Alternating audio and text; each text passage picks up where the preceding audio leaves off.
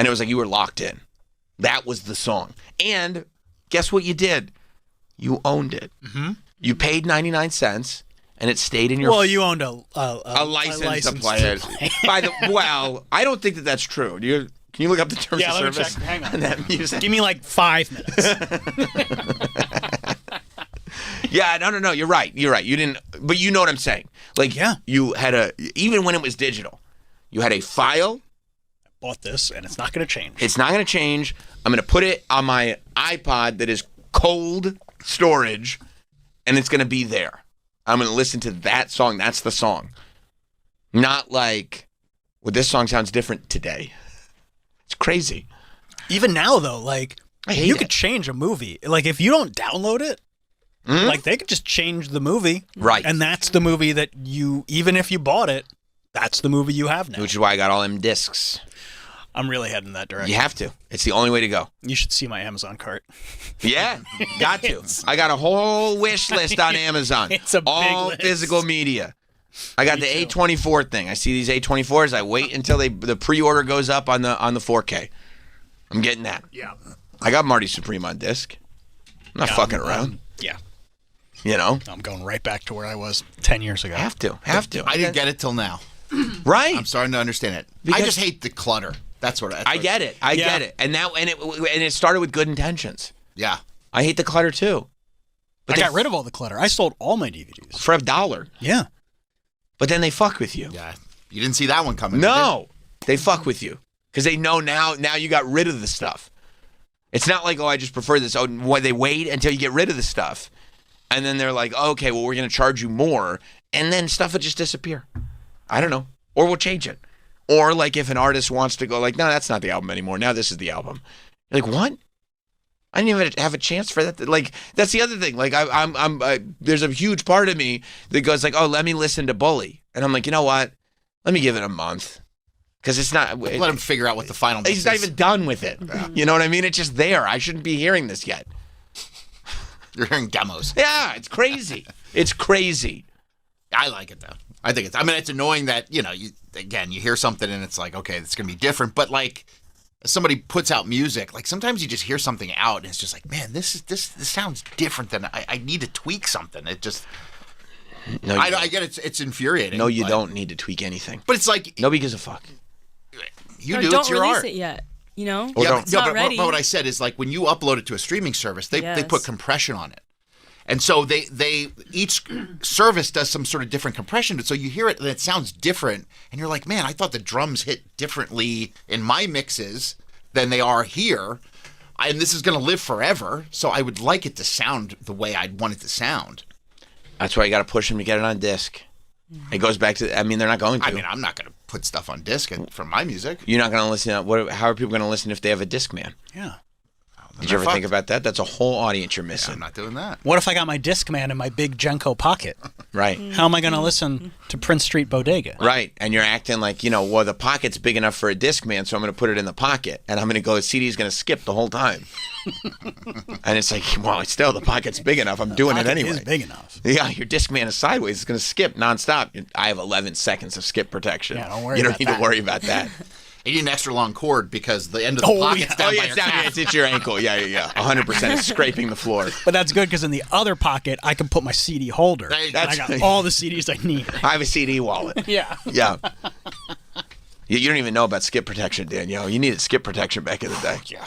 What is that? It's a lifesaver. Well, it's because when you had a Discman, any little bump, and it's skipping like it's a record, and so you'd lose it. Go, So they came out with like the new technology with skip protection on the Discman, which is like it's almost the way buffering works now, where they would kind of read ahead a little bit, so that if there was a skip, they would have already the machine would have already read ahead, so it didn't skip. Oh wow! Yeah, I had that, but I didn't have the protection. You got to get skip protection. No, I didn't know about that. Oh yeah, it's got to be a sports Discman. Wait, but you can't. The yellow one, the yellow. Oh, you know, yes, with the in-ear ones. Yeah. You can't like get that for your car though. Skip protection? They had it in cars. They did. Yeah. They did. I mean, back in the day, it was like your Discman was like connected to you got the tape adapter. Oh, yeah. And plugged it into your Discman. And then you put your Discman on like the thing between the two seats where the glove compartment is. I would No, slide not the mine glove in compartment. between. You know, the in-between thing. Mm-hmm. You love a Discman on its side. Yeah. You needed that skip protection. Mine would be like where the seatbelt thing is. Right. You know? No, that makes sense because it's like thin like that. Yeah. Wasn't there a CD player in the car? You CD's nuts. That's what a lot of these car companies would say. No, because you wouldn't have a new car. A CD player in a car was a luxury. Yeah. Oh, when did that start? When they put the CD players in the cars, then what I had was like you pulled the whole radio out. Yeah. So you're at the mall holding your radio. Right, because somebody would break into your car and steal your radio. Or what you could do is I had a 10-disc changer in my trunk. Oh. That's sick. That was awesome. What were you, Exhibit? Yeah. Were you X to the Z? I said, yo, dog, I like music. We got you a 30-disc changer. It's going to zap your whole battery. But I would have to figure out, like, okay, what are the 10 CDs I want to listen to? Like, Because they're in the trunk. because they're in the trunk. There's no going in there. It's the start of the day. You're making your plan. Yep. Yeah. And then you would have to remember, like, oh, is that in 7 or is that in 6? Right. You're skipping through. Yeah.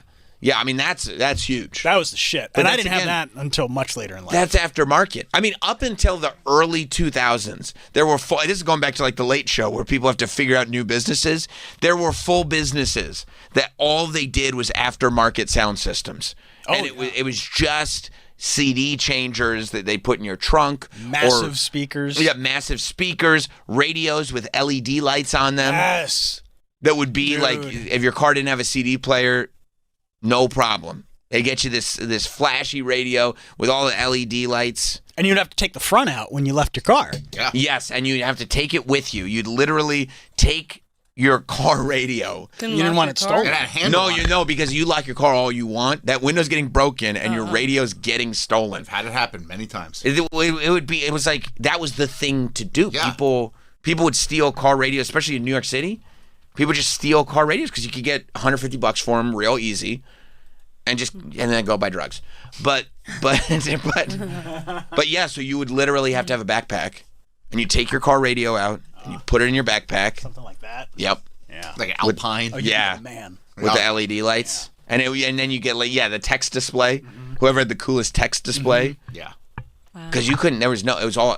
I mean.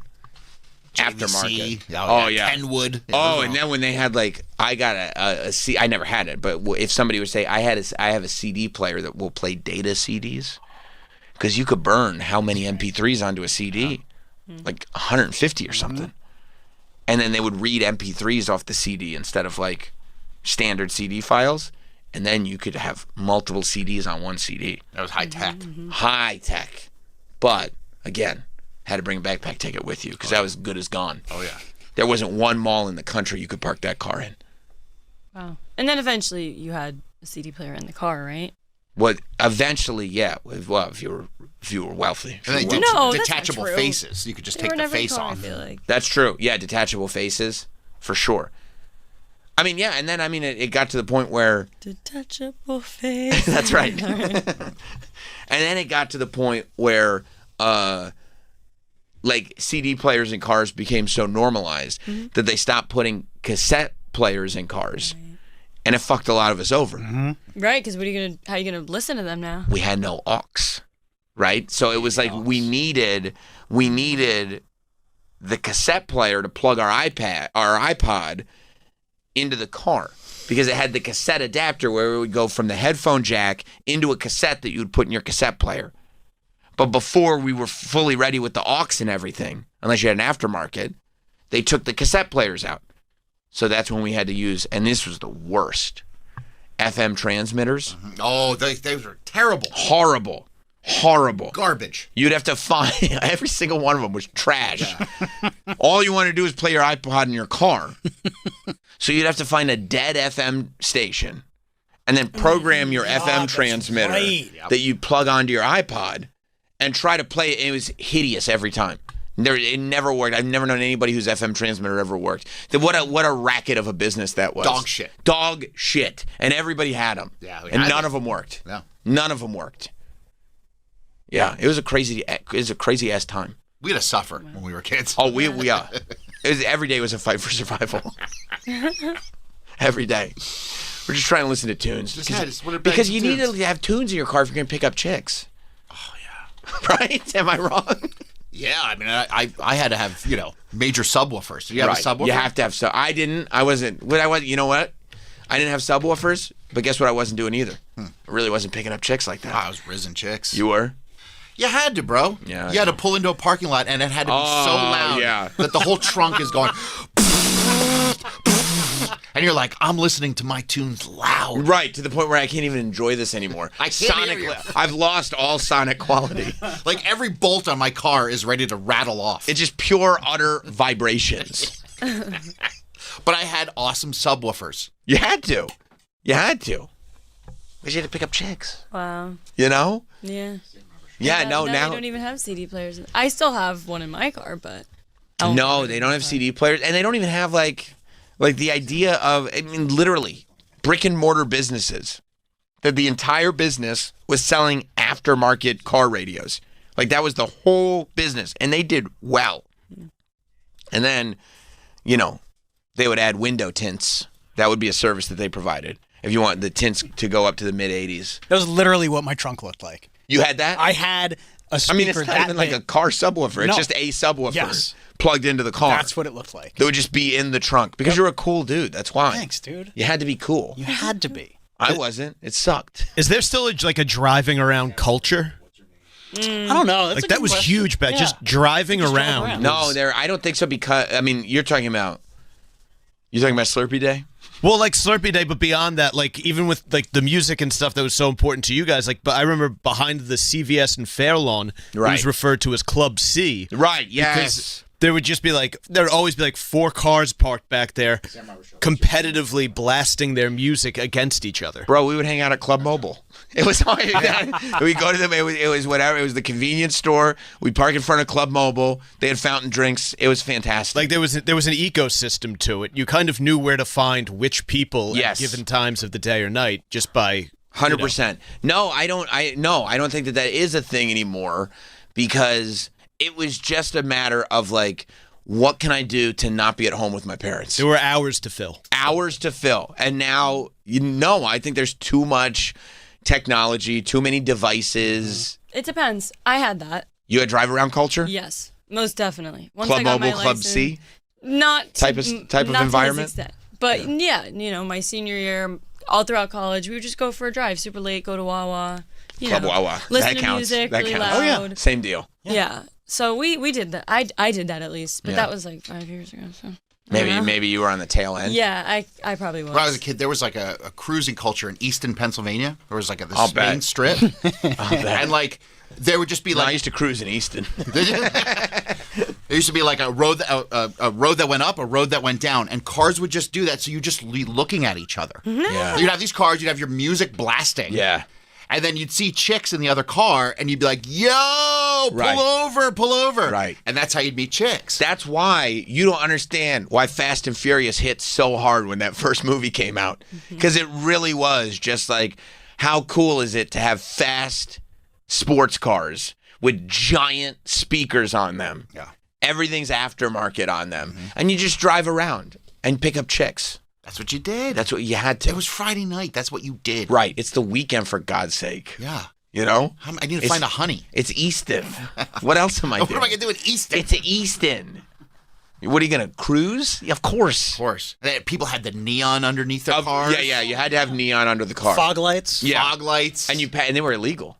And when you see the 5.0, the fuzz, you had to switch it off. You had like a toggle. Right. Right. Right.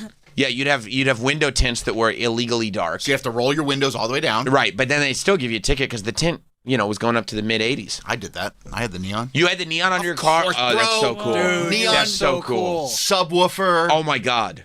That's so cool. Did you have a spoiler? I did. Yes, Oh, my he's God. the man. My mom wouldn't And let your me. room was like the basement with Oh, couches. God. But that's unfortunately, right. Matt jerked off on the couch. I don't know why you have to remind me of that, but Well, I remember from the before. You told me before. On the shoulder cushion. On the show, yeah, that sucks. But you're still mad at him for that. I'm pissed. Yeah, I would be too. But You yeah, had no, the coolest that's. car. Do you have a picture of your old car? I got to find it. Yeah, I had an old Firebird. Like a blue Firebird, 88 Firebird. And I took the wing off. They had like a small wing, and I put like the big spoiler on it. I had aftermarket rims. Well, that had no that's business being smart. on there. No. Oh, rims. You put aftermarket rims on there? Of course. Oh, that's great. There was a place called Auto Addictions, and I just was working and giving them all my money. Yeah. Lowered my fire, like I couldn't even get over speed bumps. Did it end up being a sound investment? No. I mean, it was broken into multiple things. You know those big like hatchback glasses? Broken into I'd come out to my car, the hatchback's gone, my subwoofer's gone. Oh, no. It was my neighbor. They kept breaking into your car? Yeah, they kept breaking into my car. I saw a trail of glass going to my neighbor's house to find out he did it. And then he's like, I don't know how that glass got there. I don't know anything about that. That's a strange thing. Your neighbor broke into your car. He did. It's right there. It's right there. But I'm driving around my neighborhood just blasting my music. You Right. can obviously say that car has a really good sound system. Let's grab it from there. Yeah. Yeah. No, I think the closest I got was it the Mitsubishi Eclipse? Mm-hmm. Oh, yeah. I dated a girl who drove an Eclipse. Bro. It was sick. We'd roll up. That was like the girl car. I know. Yeah. I know. In a good way. I know. Yeah. No. Totally. And it was her car, and she pulled up in the Mitsubishi Eclipse, and I was like, yeah. I was wearing my Cool Water. You know what I mean? We were just doing it right. And it was red too. It was red. It was not a 2025 Mitsubishi Eclipse. It was probably maybe like a 99 or a 2000 or something like that. Oh, yeah. Oh, wow. Bro, when you had one of those in high school, my girlfriend did. it was the coolest car. That was my dream car as a kid. I'll bet. No, that's who I was rolling red with. convertible. That's who when I finally picked up a chick. That's who I was rolling with. Wow. Yeah, I know. You struck big. Thanks, dude. Right out of the gate. I know. I know. By the way, she was a grade older than me. Whoa. Yeah. Bro, I know. you must have had incredible riz. Thanks, dude. Thanks, I dude. mean, to pick up a chick that's older than you in a car like that? In a Mitsubishi Eclipse. What color? Red. Man. Convertible or just the regular? Regular. Hard top. Hard top. Still dope. Still dope. I went to her prom. I was a junior at her prom. Wow. I mean, yeah. I don't like to brag a lot, but like sometimes you just have to make sure you put it out there for what it is. She a black chick? Yeah. Good for you. Thanks. Good for you. Bro, you had to be the man. Of course I was. It took me a little while to get there, but I got there. You got there quick. Yeah. That was an interesting what, follow-up 16? question. Junior? 16, 17? 16, 17, probably 17, yeah. 16, 17, yeah. Yeah, I was a cool dude. Yeah. Mm-hmm. What Let's was go the to prom song? Do you remember? Prom song. Prom song might have been the thong song. I'm not 100% sure. Could have been, yeah. Could have been. Let's go to Jake in Jersey City. What's up, Jake? Hey, guys. My dad he worked in Newark, New Jersey, and he had this car where he wrote the word radio and put a big X on it so people thought he didn't have a radio, and they just kept breaking his window, and that's where I learned all my racial slurs. He was so mad. He sounded like he sounded like that family on The Sopranos who gets their car stolen and doesn't realize it's the Italians doing it. Thank you, buddy. Oh, that's awesome. Dwayne in New Jersey. What's up, Dwayne? Hey, good morning, guys. How you doing? Great. I live outside of Philly in Palmyra, a small little town, and for what now that car culture where people are sitting around in parking lots blasting music, it's literally insane. My house rumbles from these 5,000+ watt car systems across the bridge that are just sitting in a parking lot. Unfortunately, and it was all. And by the way, it was all the same song. It was all the song from the Mitsubishi Eclipse commercial. It was that song, "Days Go By and Still I Think of You." Well, these guys either Spanish music, or it's like the what they call like club kind of music, like from back in the 80s. Booty bass kind of hip hop. Booty bass. Yeah. That's Dude, awesome. But man, the basses travel so far, it's ridiculous. But I mean, listen, I love it. I used to install car stereos when I was younger, but I mean, now 55 years old, it's kind of annoying at 3 o'clock in the morning, but I get it. I get it. What did you do after when you realized like I'm sure you were making money hand over fist, putting car radios in, But then because the trend died, like it didn't die slowly. It died like all of a sudden. It was just like done. Every car figured out how to have a better radio, and it was just over. Right. Yeah. I mean, I did it while I was in high school with my brother, and I went to college. So while I was in college, it kind of died out. Yeah. And then after that, I just got right into corporate America. But wasn't it great? Yeah, I miss it. Oh my God, I miss it so much. Having the Alpine pull-out Danner, the face-off stereo, the 6-disc changer, 10-disc changer under the seat and front seat. Bro, I ran into the back of a car I got into an accident one time changing the disc under my car under my front seat. Well, yeah, you had to find the disc. It's so much more, so much more dangerous. Right. Just going through pages of a book. Like, just text and drive. Like, it's so much worse. Yeah, I was changing out six CDs, and it was like, oh shit, boom, run to the back of somebody. Because you wanted to put a different album in. That happened to me. It did? You got to do it. Where? I rear-ended a Jaguar. Thank you, Dwayne. While you're reading directions off a piece of paper. Right. You had a MapQuest printout. It's way more dangerous. MapQuest printout, and then you're like, well, I don't want to listen to this album. I want to put in The Great Malenko. So you know what kind of night it is? You're trying to, you're going through making sure you take the right CD out. Yeah. Because you want the option of the other 9. Whoop, nope, not that one. Right. And then you put the other one in. And it's like the least sort of transportational thing that you could do. Yeah. Oh, yeah, I rear-ended a Jaguar. There was 2 lanes, and one of the lanes was a turning lane, turning left. And I wasn't paying attention. I was going in the lane trying to go around a car. Because you were focused on and your I was music. like, what am I going to listen to? Right. Full speed right into the back of a Jaguar. Sorry, bro. The guy he was screaming at me. Right. Well, yeah. This is Jaguar. And you just have some car that you've gotten souped up to a ridiculous extent that keeps getting broken into. That was my Volkswagen GTI. Oh, wow. I was souping those up then. You were? Yeah. That's nice. Because there was in the 90s, everybody loved Volkswagens. They did. Oh, yeah. They did. So I had to have a GTI. I got a 96. Well, you had to be cool. Oh, yeah. Put a system in there. Dude, you were so cool. You put a system in that, too? You had to. You had to. Stock? You drive around with stock? What are you, an asshole? No, you couldn't. You couldn't then. Now? Get the fuck out of here. Now, I mean, there's no such thing. Well, now the stock systems are so good. Right. And it's like, what are you going to take? There's literally an Apple screen on the car and everything. Yeah, Bose sound system. Yeah, what are you doing? Sounds great. Yeah. Can't believe how cool you got. Actually, I can believe it. He's Troy? No, both of you. Oh, thanks, dude. Because you were rolling around in the Eclipse. I was. It wasn't mine, but... Bro, that's a hell of a story, by the way. You think so? Yeah. Thanks. I mean... You have more respect for me? Of course. That's awesome. You didn't think you could, right? I knew Sam was risen back in the day. He was laying it down. Oh, thank you. Dude, you know how it is, man. You were a shorter guy. Yeah, well, I was Short on... king. I was on the HGH, though. So you had to have some real riz to be pulling a chick like that. I get what you're saying. Great older. Backhanded compliment is what he's... No. It's always qualified. But you know what I'm saying. I'm giving you props. It is what it is. Yeah. No, the reality of this, we live in a reality. Yeah. And I did. I did that. You know what I'm saying? You did that. Yes, you did. Yeah.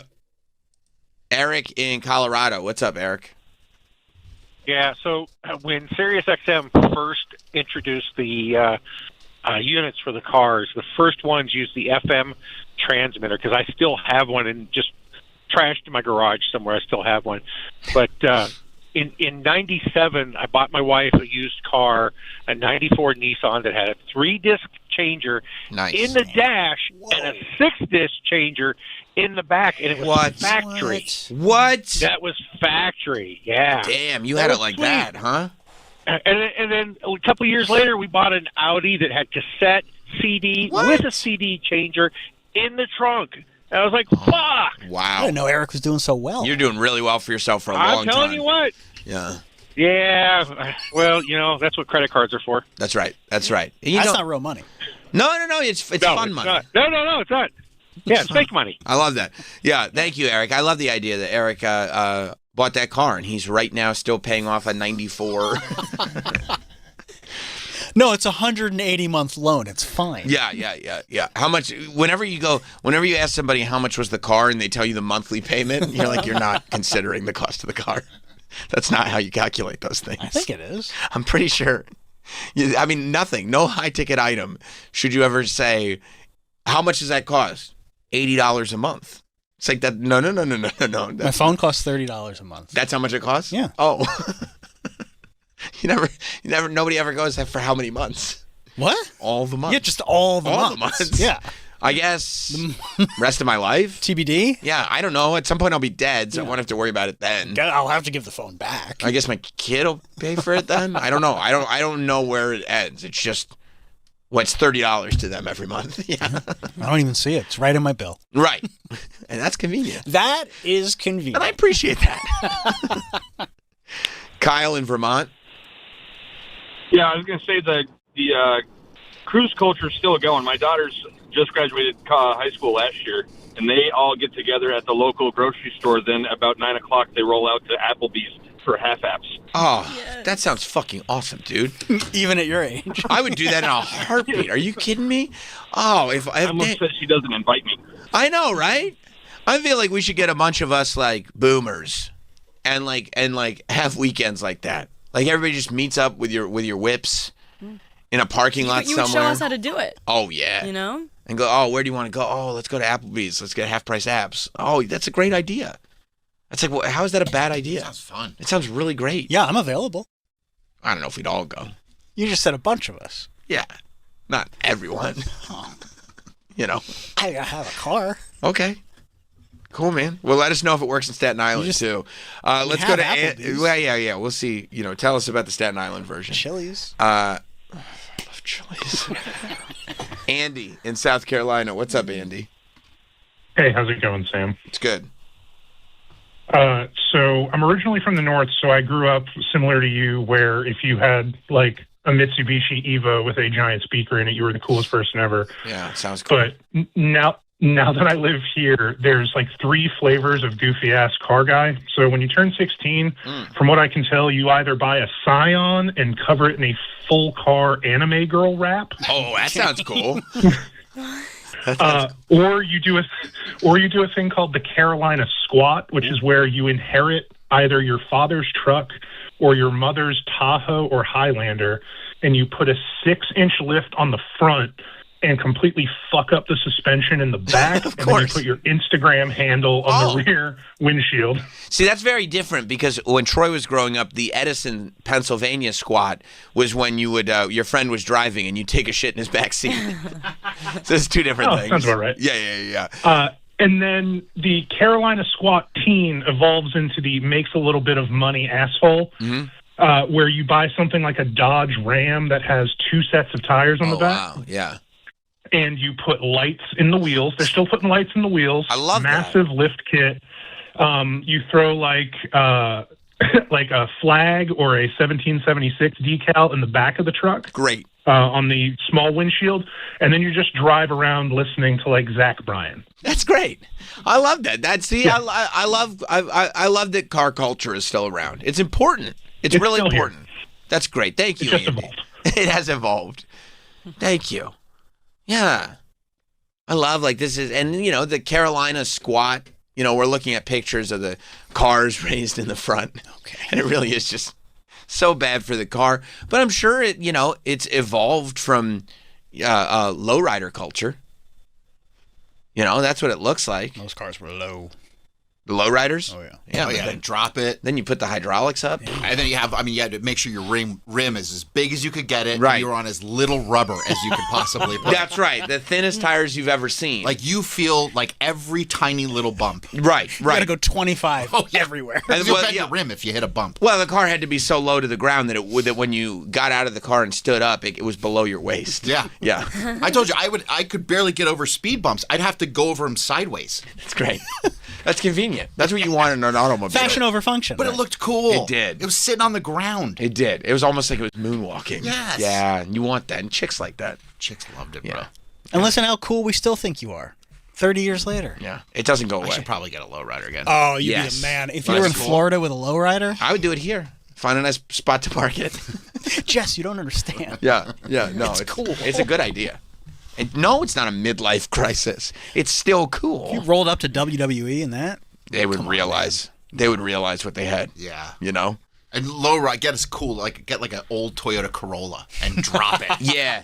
Yeah, to the point where I scan my badge, where I get in at the garage, I have to I have to raise my hand up to scan. Or like the old Honda Civics. Oh yeah, they would slam those. Dude, they those were were cool as so hell. popular in my school. Yeah. No, what a great time. Yeah. Cars were so cool back in the 90s. Everything was cool back in the 90s. It really was. Yeah. That's right. Well, you just do. And people really did. They fed their families based on people making bad decisions with their cars. Like, it was like my whole business is doing dumb shit to your car. And you're like, could you do more dumb shit? I would love to, yeah. Yeah, I'm going to charge you a lot of money for it. Perfect. Yeah, great. This is going to fuck up your car. Okay, that's what I'm looking for. Yeah. And also, it's like you might as well put a neon sign on it, like in Beetlejuice with the arrow pointing down, saying, please rob me. Yeah. Okay, all right, you can do that? Perfect, thank you. I mean, the whole Pimp My Ride phenomenon on MTV, where they were like, we heard you like juice, so we put a blender in the back of your car. It was so stupid. It was so dumb. They were like, my car doesn't drive. Can you just buy me a new car that like drives well? No, but you like video games. There's a PlayStation in the back of your car. This car doesn't work anymore. Yeah. This isn't drivable. No, but there's a hot tub in the back. Yo, I'm sending Sam and the crew to Brooklyn to get some cheesecake because I'm hungry. And I'm sending my assistant down for some baby oil because I'm horny. Sam Roberts Show back after this. I do have a beef with Shakira because one time her hips lied to me. What? Yeah, they did. No, baby, when you're talking like that. That's pretty good. Been waiting all my life for that moment. You're always free to do an impression. Chris does a couple. Now try to do this. Now, California. The Bennington Show, weekdays at noon East and anytime on the SiriusXM app. Conan O'Brien here. On Conan O'Brien Needs a Friend, I was joined by Arsenio Hall. We had an amazing conversation about the wild energy behind the scenes at the Arsenio Hall Show, the pain of network notes, and how losing his magic act forced him into a comedy career. I had never had a chance to sit down with Arsenio, and this was a dream come true. Conan O'Brien Needs a Friend with Arsenio Hall. Now available on the SiriusXM app. Just search Conan. Hey, I'm Mike Slater. My dad passed away at the age of 63. He was in great health. Was out of nowhere. Had a stroke. And super hard, obviously, for the whole family. But my dad had life insurance. So even after he passed away, he was still able to provide for my mom. And of course, by extension, my brother and I. This is why I have life insurance for my family, for my wife and 4 kids. And the best place to get life insurance is ethos.com. Because you can do it in 10 minutes. And there's no medical exam and no blood test. Just a few health questions. 10 minutes. You're covered. Your family is covered. You can get $2 million in coverage for $2 a day. That's a 10-year term life policy for a 35-year-old healthy, non-smoking male. We don't like to talk about death in our culture, but everyone's going to die. You are going to die. Get life insurance in 10 minutes so your family is protected.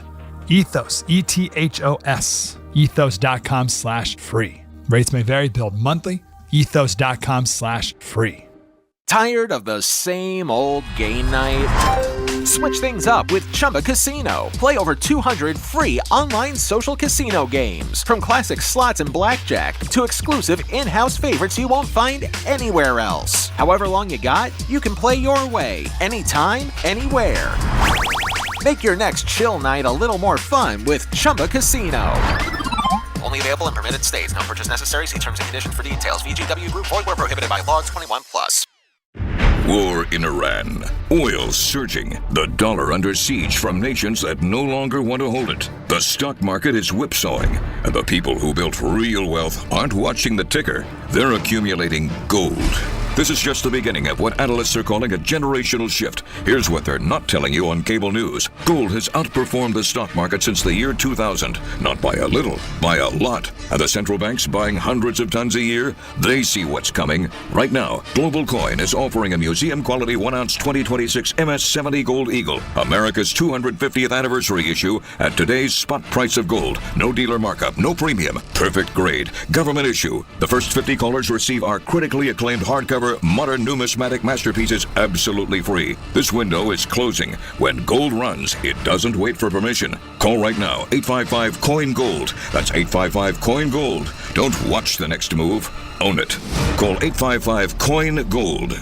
Running a business is hard enough, so why make it harder with a dozen different apps that don't talk to each other? Introducing Odoo, the only business software you'll ever need. It's an all-in-one, fully integrated platform that makes your work easier. From CRM, accounting, inventory, e-commerce, and more. And the best part, Odoo replaces multiple expensive platforms for a fraction of the cost. That's why over thousands of businesses have made the switch. So why not you? Try Odoo for free at odoo.com. That's ODOO.com. SiriusXM Channel 103. Faction Talk. 'Cause I'm in New York. I'm Billy Joel.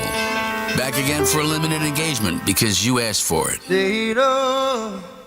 Celebrating the 50th anniversary of Billy's Turnstiles album with exclusive specials. Plus, new shows with special guest hosts. Hey, I'm Pat Monahan from the band Train. This is Gavin DeGraw. Hey, I'm Matt Nathanson on the Billy Joel channel. Channel 105 and on the SiriusXM app. Just search Billy Joel. Hey, I'm Mike Slater. My dad passed away at the age of 63. He was in great health. Was out of nowhere. Had a stroke. And super hard, obviously, for the whole family, but my dad had life insurance. So even after he passed away, he was still able to provide for my mom.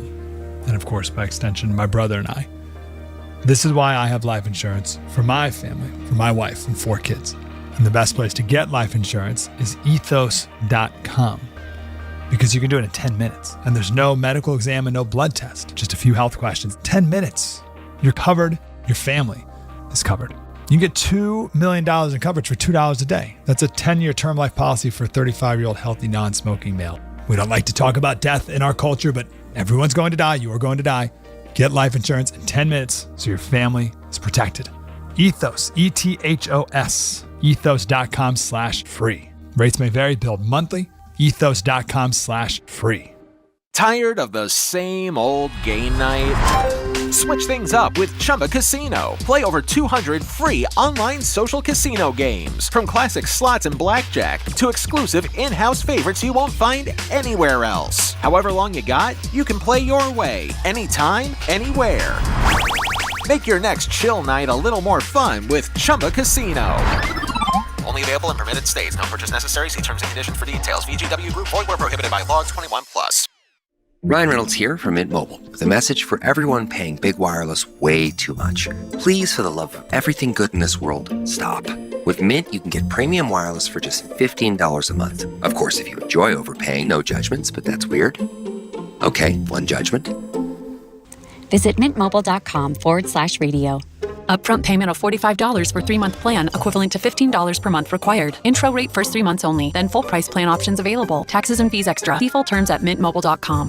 We all hear the radio ads about the IRS. They tell you to be afraid, to be scared, and they try to frighten you into calling. I'm not here to do that. Tax Relief Advocates is different. TRA is here to tell you that if you owe money to the IRS, whether it's $5,000, $50,000, or $500,000, we have a solution. It doesn't matter if you're sitting in your car, at work, or with your kids. No matter where you are, call now. 800-575-1839. Don't lose hope. TRA can eliminate or reduce what you owe to the IRS. Generous programs are now available that can give you a fresh start. Our passion is taxes and helping individuals fix their IRS problems. We have over 1,000 5-star reviews on Google and an A+ with the Better Business Bureau. You don't need to be afraid of the IRS any longer. End your tax nightmare today by visiting us online at TRA.com or call 800-575-1839. That's 800-575. Yeah. Good. I just came in to the studio.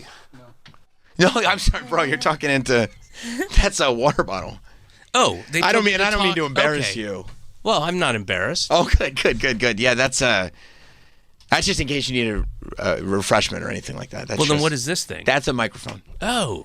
Does it have water in it? No. So the water's in the bottle. Well, how do you want to do? No, you don't need to. They can hear you touching it. Oh, wait. I'm trying to. But the water. All right. So what? I'm supposed to put the water in here? That seems impractical. No, you would just talk into the microphone, and that way the audience can hear you. Talk into this thing. That's right, but don't touch it. Okay. Well, let's It's what is perfectly. this? No, I don't. Well, you've moved How do you it get now. this It was- thing off? No, you don't need to get it off. What? Why is this here? Well, that's is that a solar pan? What is this? No, that's a good question. That's a pop filter. It will hopefully will stop your I'm your just having peas water, from though. popping.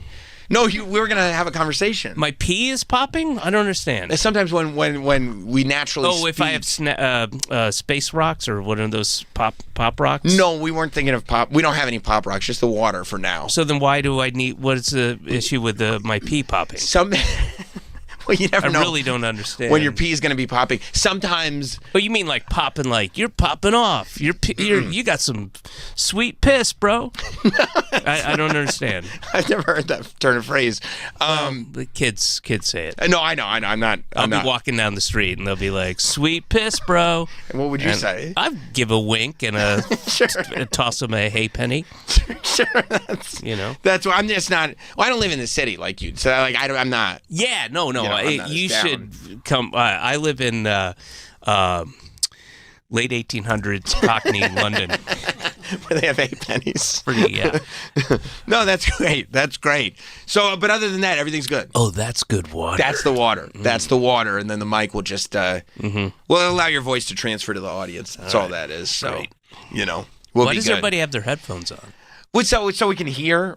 I can hear you. I'm more. This is for the listener experience, so I can hear what they're hearing. So can I. Well, not. I believe unless you have. Do you have like? But if I'm over ambient, here, you can hear me the same, right? They can't because I'm talking away from the mic. I bet they can. Do that again. Let me put the headphones on. All right, put the headphones on. Do that again. See, that's a totally different experience. Nope. Same. Same. Wow. All right. You're certainly making me question a lot of. Yeah. Well, I'm starting to think most of what we do here is useless. Listen, Sam, listen to me, and I'm being dead serious right now. Right. On the way over here, I was walking to the subway, and there was a car. I had to cross the street to get to the station, and there was a car in front of me trying to turn, and people honking and stuff, and it's just kind of sitting there because people are in the crosswalk, and it gave me enough time to stop and really study that car, and I noticed on the back of the car, on the what do you call the bumper? The bumper, they had something stuck to it. Okay, and like a little thing with a saying, right? Like a piece of paper, or no, it was like more of like a vinyl thing, from what I could tell. But it was like this thing stuck onto the bumper with a message. And the message said, "Question everything." Wow. Yeah. Wow. And so I brought that idea, that ethos, that philosophy into the studio today. Isn't that crazy when something like that can happen and you go, yeah, I will question everything. Like it kind of changes your perspective on everything. On everything. And then in tiny letters, it said, Q sent me. Wow. Yeah. Yeah, that's great. I got to research that a little bit. I don't know much about this Q, but it sounds compelling. Yeah, and I'm like, who's Q? And then I looked it up, and it's child actress Quinn Cummings. Oh. Yeah, who was in a show. I don't remember the show, but she was very well thought of. She played the daughter of somebody. What year was this? When was Quinn Cummings like real? I want to say, I'm going to guess early 80s? Okay. I'm guessing it was a show. Wait, here we go. Okay. Hang on. It was a show called, I was wrong, Family, 1976. The show Family, of course. Produced by Mike Nichols. How about that? Wow. Some, pedigree.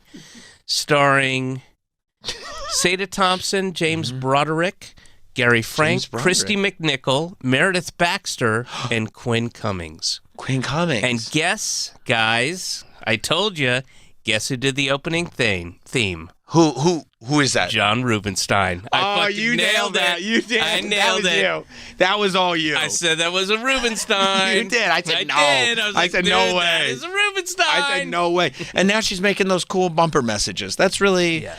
And, you know, that's got to, even for you, you've got to feel good knowing that after show business that it could be something else. You could kind of develop philosophical messages. What do you mean, even for you? That even for anybody that after. Yeah, but you didn't say even for anybody. You said even for, you made it very specific. You said even for you. Well, I just up until now don't know what you would do if show business ended. I don't know what. I mean, maybe my ignorance. It sounds like, it is your ignorance. You haven't read my manifesto. Yeah. They didn't send it in advance of your appearance. Were they supposed to? I'm going to, become an artisanal. Mm-hmm. Yeah. Okay. So that's huge.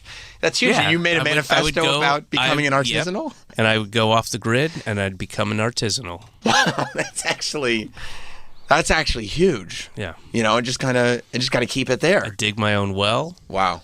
That's what artisanals do? That's what this artisanal Gotcha. You're not following the rules anymore. Rules were made to be broken. Nice. Then remade, right? Because you do need some rules, but then break those. Oh, because they're rules now. Yeah. Now they're established. And then break them again. Right. But you've kind of set up a pattern, so then it just eventually works on its own. You step away, the like rules will make themselves, and then break themselves, and then you walk away, and then you go back to the well. Go back to the well. Take a sip of cool, refreshing water, which we got for you. Thank you. Well, where did this come from? The Fiji Isles, the Isles of Fiji. How come we're taking their water? They have plenty. Do they? More than enough. Yeah, more than enough. This tasty? Fresh? Oh, just fresh. It's just falling. It's just falling. I mean, we have falling rain. Oh, ours is... No. These are falls of just water. It just waterfalls. Yeah, that's what it is. Waterfall. The water is falling. Mm-hmm. Yeah, and you just throw a bottle under there and you fill... Because the rainwater would take... That's embarrassing. I just now figured out why they call it a waterfall. You didn't know? No. Yeah, it's falling. It's water falling. Yeah. Okay. Well, that's something to take with you. That's something to put in your pocket and take with you on your way. Oh, and a pool. Why do you think they call it a pool? Because the water pools in this that's right. concrete area. That's right. You didn't know. No. Wow. But you're not a water guy. You're a comedian.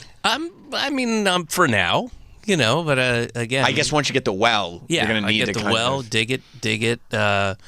And I'm not going to stop either. Once I hit water, I'm going to keep going. Why? Get down there. What's under, like magma? I don't know. Okay. Boiled water. Sure. Right? Sure, For tea. Yeah. Bring it up and you have a fresh cuppa. That's true. Fresh cuppa. Tea. Oh, gotcha. That's what you call it. And I live in late 1800s Cockney, London. Yeah. So we call it a cuppa. Cuppa. Fresh cuppa. That's nice. Fresh cuppa. That's nice. Nobody, I know you're looking, nobody can relate because nobody in here lives in the late 1800s. Now, what's weird to me is it's radio, but I see people stifling their laughter. And why is that? Well, because I told them they must remain silent. They must. It's radio. No, they must remain. Let it go. Let it go. Yeah, I always do. Yep. You're going to teach them bad lessons. I said it's Sam Roberts' show. You must remain silent if you're going to be in the room. You should call it "Must Remain Silent." That's right. And then in parentheticals, if you are to remain in the room. Yeah, it's just a rule of thumb. And then C, colon, Sam Roberts show. Right. Are you a swimmer? Do you like swimming? I do like swimming. You do? Yeah. Where do you like? The first truth I've told. No, these have been lies. No. What type of vacationing do you like to do? Where do you like to vacation?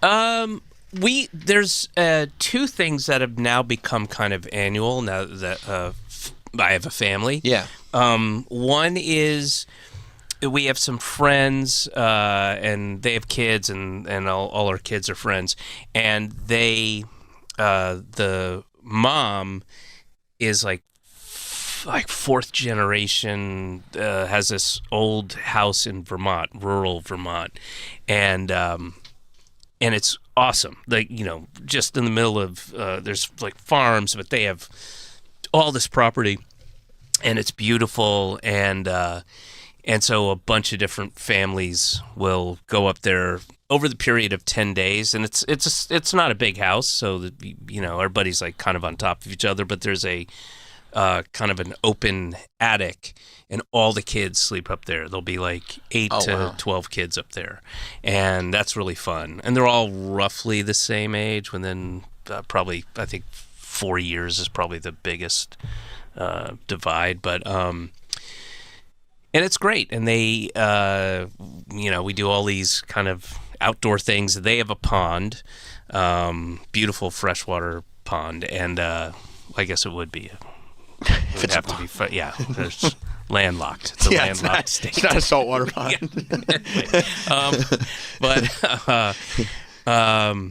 It's great, and you kind of take like a 4 or 5 day period, and you can't be too much overlap because again, there's a finite amount of space, but it's great. It's really fun, and they'll have fireworks and treasure hunts and things like that, and that's one of them. We do that every summer, and then we'll also go. We can't say we've done this every summer, but most of them go to St. Martin in the Caribbean. Oh, nice. And if you go in the middle, like 4th of July-ish area, it's relatively cheap because it's their low season, and nobody's like, I gotta. It's 90 degrees here. I got to go somewhere where it's 92. Yeah. And but it's the most amazing beaches, and they have Lolos where they make ribs and chicken and stuff, and it's really great. It's a really fun. You can stay right on the beach. I wish I grew up going to a place where it was like, we go and there's fireworks and treasure hunts. Yeah, that sounds amazing. I never had that. It's really great, and it's also really great for my daughter to have these. Some of the older kids are really good influences, and to have that, have that thing running around outdoors, and we go to the farm and watch them slaughter the cow, and string a pig up by and then gut it. You watch all that? Yeah, we watch all that. I cool. drop her off, and then I can't. That's not for kids. It's kind of gross. No, thank you. I get you. And then I get you, but she loves it. And she comes home with sausage. Sure. Yeah, but it's important. Kids got to know where their food comes from. Exactly. So those are the two kind of annual things, and then my. What was this about? Oh, swimming. Swimming, water, vacations. But I'll go. I mean, I used to be. It was impossible to get me out of the water. My mom would, have such a difficult time, and I would pretend not to hear her and swim out far enough so that I could, what? Keep going further and I would further. Just swim and swim and swim. But I used to swim competitively too. Oh, really? For real? Yeah. How long did you do that for? I did that from 5 until 13, I believe. Were you good? I was, yeah. What at 13? When you're good at that, at 13, why do you go? Are you just over it, or? It was a decision I made. I really liked it, and there was and our team was really good. We were like 3rd in the state, and there was a team that we would swim against like twice a year from North Carolina. I remember they were called the Dynamos, and there was a kid on their team, and we got along really well. And over the years, I would come in second, and he would come in first. He would always beat me.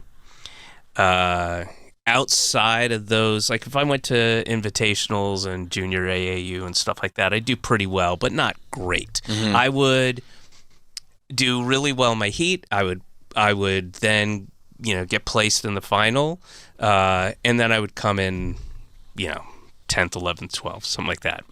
And I realized, not in a sad way or I was like 13, and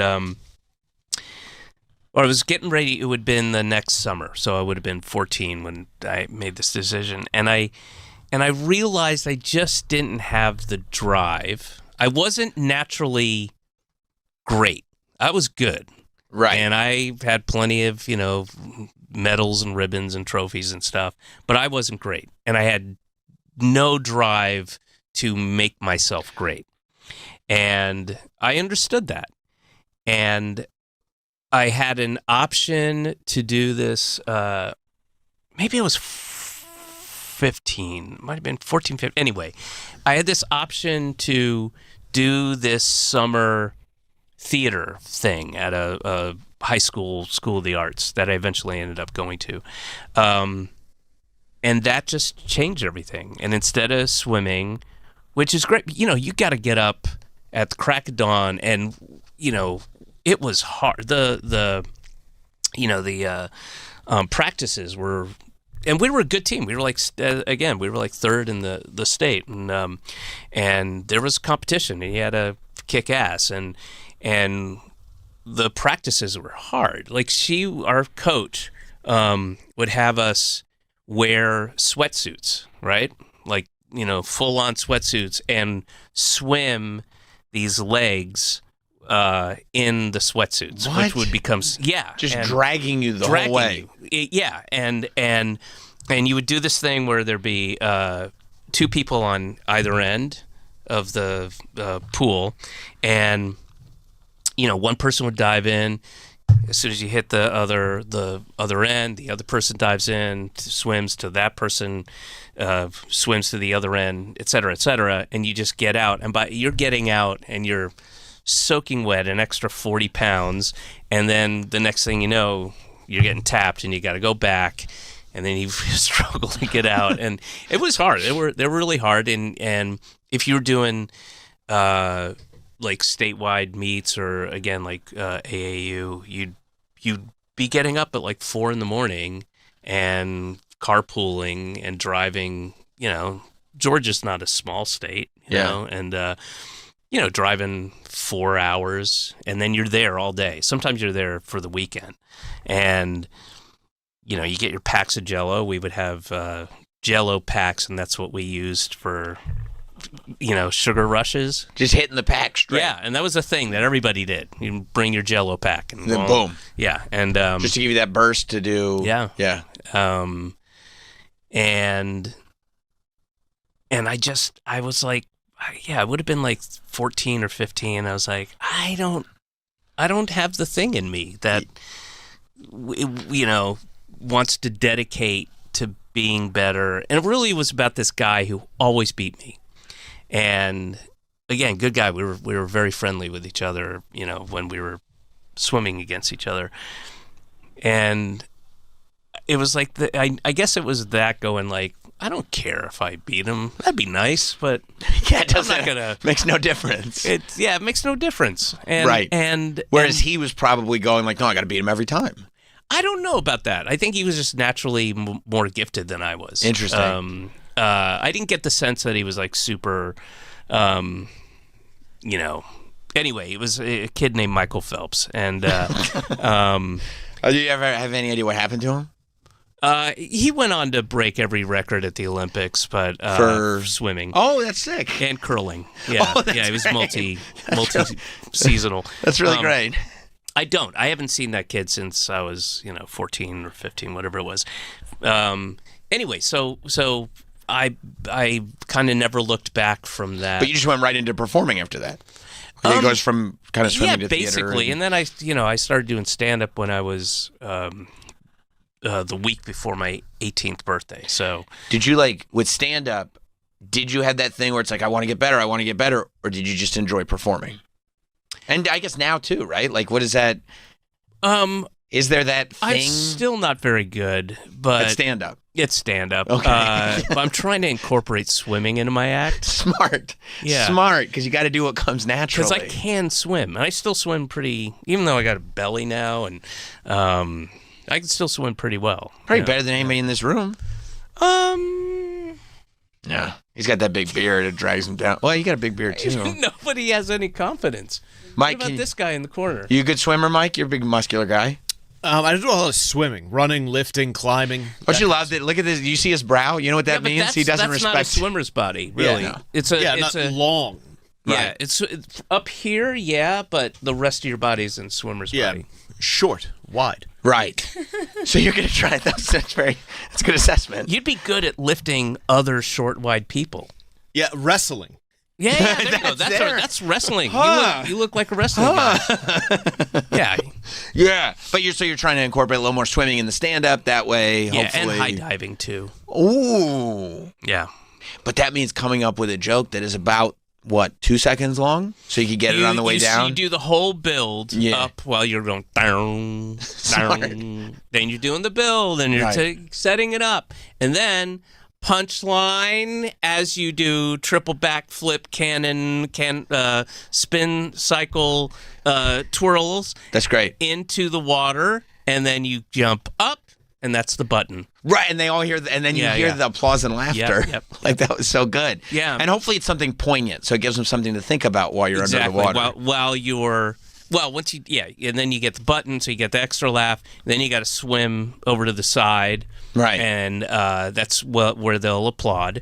And then you get out, dry off a little bit, wait to see your score. Yeah. Because this would be international. Right, and it would also relate to the quality of the joke. Yeah. And and I forgot this part. So it's international, but the only common language is ALS, so or ASL. ASL, American Sign Language. Yeah. And so you'd have to set it up, Right. I don't know, for those of you listening in your car at home or whatever. That's very good. Wait, don't interrupt. Sorry. All right.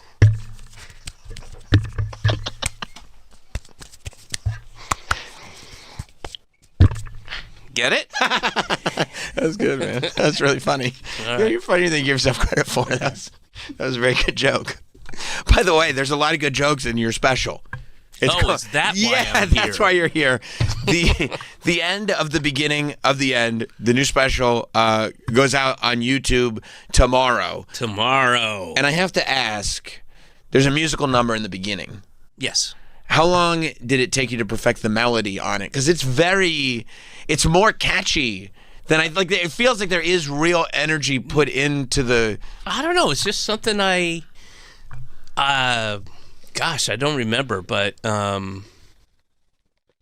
don't know. I think I've got a little bit of a musical ear, so I don't think it wasn't anything like I worked at it or anything like that. Right. I mean, I just sort of came up with it. Also something in my range, Sure, can't sure. go too high. I mean, it's performed well. It's musically, it's performed well, and I think it drives the message home too. Yeah. I think it's very, very good.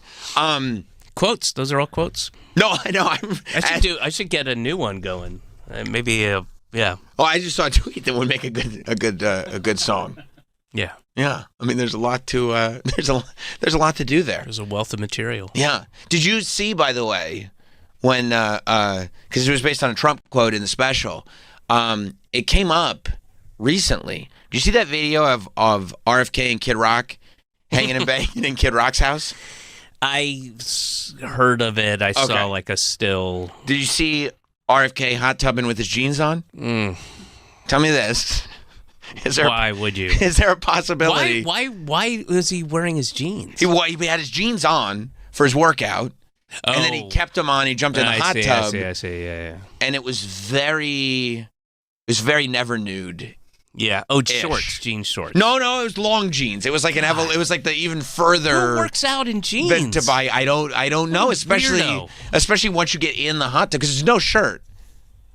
It was no shirt. Maybe it was just like. The rest of us have an overhang over the jeans. Maybe just you're so. Right, he's showing off. He's showing off that he just leaves jeans on all the time. If you're working out, wouldn't you could work out in shorts? You could work out in shorts. I've never gotten into a hot tub in my jeans. Well, here it is. Work out. See what I'm saying? So he's doing the elliptical in the jeans. And then they're in a sauna there too. Right. And see I literally thought of you in your portrayal of Tobias when he jumped in the hot tub or the cold plunge. I don't know what it was. I don't know the temperature of the water. I wasn't there. That looks cold plungy to me. Right. You think that's better to cold plunge in your jeans? I think regardless of what you're wearing, cold plunging is just a treat. You should do it like 10, 11 times a day. You are a big cold plunge guy. Yeah, and and I'm working on. I'll be hopefully I applied to Shark Tank because I have a portable cold plunge thing that allows you to cold plunge wherever you are. Because if you're going to do it 10, 11 times a day, you need that. Yeah. Now, who's going back to the water? Where would the water come from with the? Is it included with the portable? You get your first water free. Okay. And then you have to supply the rest of the water. But this allows you the structure, the ability, like on a plane, right? In the toilet. Sure. In the toilet of the plane. I've thought of that, actually. In the toilet of a train. Sure. Which is, if you're familiar with the Dr. Seuss story. Right, right. You're right. No, I like that. I like that story. And if I could, because I've watched a lot of Shark Tank, I know the questions they're going to have. Yeah. If I could implore you to add something to this business plan, create an element of this that's a subscription-based water service. So the first water is free. Right. And then you get monthly water for the cold plunge. And that way you get a stream of income coming in throughout. It's not just a single purchase. And literally a stream and figuratively a stream. It's water-based. Right. Yeah. Right. Yeah. I see. And that way, you kind of, that's it. It's one of those, that's how they get you type of thing. Boom, that's how you start off this way. But how do they, I mean, this portable cold plunge seems too good to be true. But guess how they get you? Subscription cold water. Yeah. Because the cold plunge material or the thing itself only costs $2,400. Right. The water is where you make your real money. 100%. 100%. And you know what you do? You ship it as ice. That way, by the time it gets them, the ice is melted, but it's still pretty cold. Oh, like an ice cube? Yes. Okay. Yes. You ship it as one big ice cube. I thought you were talking about like a roided up guy with Oakley sunglasses. Well, you could put like a vest on it. A bit of attitude. Yeah, sure. Okay, no. I understand. Yeah. No, you can't be too careful in this day and age. No, you can't. No, I saw that. Now listen, guys. Okay. I was stuck in traffic. Okay. I mean, I wasn't I was in traffic. I wasn't in a vehicle. I was the cause of the pile up, but it gave me time to look, and there was a car with a thing on the bumper. It was stuck to the bumper. Huh. And it said... Is it paper? It was like a vinyl-ish kind of... It was paper, but not... It was like a thicker, stronger paper, more plasticky. Interesting. With a bit of a shine to it. Ooh. A gloss. Oh, wow, wow. And it said... I don't remember. Okay, that's too bad. Because you took us on this journey, and it's... Yeah. I wish you could remember what the thing said, because we were all... I feel like it was triggered by something that was said earlier. It couldn't have been related to me saying you can't be too careful. I don't think so. Okay, but, I remember what it said. What was it? It said, one can't be too careful. Wow. Yeah. That's really wise. Yeah. You know what I mean? That's really... And when you think about it, you know, one can't be too careful. It's interesting. Wow. Yeah. Yeah, you're right. Well, you're right. Wow. We're both right. In all seriousness, how long do I have to do this for? We're going to wrap up. Okay. So is that cool? Yeah. Great. Perfect. Okay. We will be right back with Sam Roberts Show. The Bonfire with Big J. Okerson and Robert Kelly. I can rollerblade. I can ice skate. I can ice skate, so I can roller. I can rollerblade. Where's the evidence? You came home. I thought your shin was out one time. I had to put your shin back in your shin. I actually knew how to fall. So that's not a thing. Yeah, it is. You have to she fall knows how on to your fall. butt. So she can fall like 30 times, but she's great at it. I'm fantastic at falling. You know what I'm not good at? Skating. The Bonfire. Weeknights at 5 p.m. Eastern on Faction Talk or anytime on the SiriusXM app. Hey, it's It's me, Jeff Lewis, host of Jeff Lewis Live on Radio Andy. Check out my show to hear a whole lot of nothing. You're going to need to do maintenance. Why? To be attractive for who? Oh, for us here at Jeff Lewis Live. It's me and my co-host, the Chumps, talking about what's important. Well, important to us. We don't talk about the news here. No, just sex. So tune in or not. See, you're a nice person. Don't tell anyone. Oh, nobody thinks it. Jeff Lewis Live, weekdays at 12 p.m. East, 9 a.m. West on Radio Andy, Channel 102, and anytime on the SiriusXM app. Tired of the same old game night? Switch things up with Chumba Casino. Play over 200 free online social casino games. From classic slots and blackjack to exclusive in-house favorites you won't find anywhere else. However long you got, you can play your way, anytime, anywhere. Make your next chill night a little more fun with Chumba Casino. Only available in permitted states. No purchase necessary. See terms and conditions for details. VGW Group. Void where prohibited by law. 21+. Is that joint pain so bad they're saying you need surgery? Are you sick of steroids? Or are you just tired of wincing every time you move? It's time to get lasting joint pain relief the natural way. Call QC Kinetics now. QC Kinetics is the nation's leader in advanced regenerative medicine, using powerful orthobiologics to repair joint tissue in your knees, hip, back, or shoulder. We use precision medicine to get right to the root of the pain. Best part? With QC Kinetics, there's no drugs, no downtime, no surgery. And the patient satisfaction reports are astonishing. Over 46,000 people like you who are back to living their best life again. QC Kinetics now has over 100 clinics nationwide specializing in pain from arthritis or injury. Are you tired of hurting but want desperately to avoid surgery? It's time to discover these cellular-level treatments that are changing the game for joint pain sufferers all over America. Call now to learn more. See if there's a clinic near you. QC Kinetics, 844-809-PAIN, 844-809-PAIN, 844-809-PAIN. Just hearing the word IRS can make people break out in a cold sweat. No one wants to deal with the IRS, and now you don't have to. The good news is Legal Tax Defense has been successfully negotiating with the IRS for more than 15 years. It doesn't matter how much you owe, whether it's $5,000 or $5 million. You deserve the best in the business on your side, and that is Legal Tax Defense. Even if you're working with someone else and just want a second opinion, there is no cost or obligation to call. They can prevent levies, liens, wage garnishments, even file back tax returns. And the best news about Legal Tax Defense is they won't take your case unless they know they will reduce or eliminate your tax debt. Call Legal Tax Defense right now for a free no-risk consultation. 800-278-1120. 800-278-1120.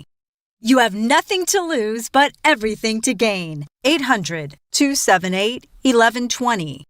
Hi, I'm Sherry with LifeSource Water. Every day begins and ends with water. It's in your coffee, your child's bath, the glass on your nightstand. It's the one thing your family uses constantly, yet most people never question it. A LifeSource whole house system treats every drop of your water, giving your family clean, conditioned water from every tap. Upgrade your water today by calling our factory at 1-800-WATER-99 or visit lifesourcewater.com. That's 1-800-WATER-99. Warranty limitations apply. Channel 103. Faction Talk. Stop scrolling and tap into the SiriusXM app for sounds straight from your feed. From hot girl summer hits to divorced dad rock, main character energy anthems, and more. Turn up the songs that have taken over your timeline and made the moment their own. Your husband is coming. Just search internet trends on the SiriusXM app. Everything you got, light it up, cowboy. Go, go, go, go, go. All season long, IndyCar is on Fox. The green is out and racing is on. Alex Palou. Sensational. Otto Award. Joseph Newgarden. Are you kidding me? And Indy's top drivers put it all on the line. Every race, all season long. He's going for it. Oh! Fox is the home for IndyCar. Welcome to the fastest racing on Earth. Tired of the same old game night? Switch things up with Chumba Casino. Play over 200 free online social casino games. From classic slots and blackjack to exclusive in-house favorites you won't find anywhere else. However long you got, you can play your way, anytime, anywhere. Make your next chill night a little more fun with Chumba Casino. Only available in permitted states. No purchase necessary. See terms and conditions for details. VGW Group. Void where prohibited by law. 21+. Ryan Reynolds here from Mint Mobile with a message for everyone paying big wireless way too much. Please, for the love of everything good in this world, stop. With Mint, you can get premium wireless for just $15 a month. Of course, if you enjoy overpaying, no judgments, but that's weird. Okay, one judgment. Visit mintmobile.com/radio. Upfront payment of $45 for 3-month plan, equivalent to $15 per month required. Intro rate first 3 months only, then full price plan options available. Taxes and fees extra. Default terms at mintmobile.com. Has your son or daughter changed and you don't know why? Spending hours scrolling, losing sleep, withdrawing from family, struggling with anxiety, depression, or worse. If your child began using platforms like Instagram, TikTok, Snapchat, Facebook, or YouTube before age 18 and spent hours a day unable to stop, you're not alone. For some families, excessive use during the teen years has been linked to serious, documented mental health conditions, including eating disorders, severe depression, self-harm, or suicidal thoughts. If your child is under 25 and has been diagnosed by a licensed professional or required therapy, medication, or hospitalization, you may have legal options. Atraxia Law has over 25 years of experience standing up for families in complex cases. Call 800-885-2900. That's 800-885-2900. 800-885-2900. Or visit atraxialaw.com. That's ATRAXIA law.com. Call now, 800-855-2900. Making golf plans soon? French Lick Resort is where it happens. This is the only place you can play Pete Dye and Donald Ross courses together at one property. Play 54 holes at French Lick, including their new short course, Sand Creek. Tee times go fast. Book yours for 2026 or 2027. Visit FrenchLick.com to get started. Legendary Golf is waiting at French Lick Resort. Must be 21 to enter casino. Gambling problem? Call 1-800-9-WITH-IT or text INGAMB to 53342. Message and data rates may apply. We're back with Sam Roberts Show.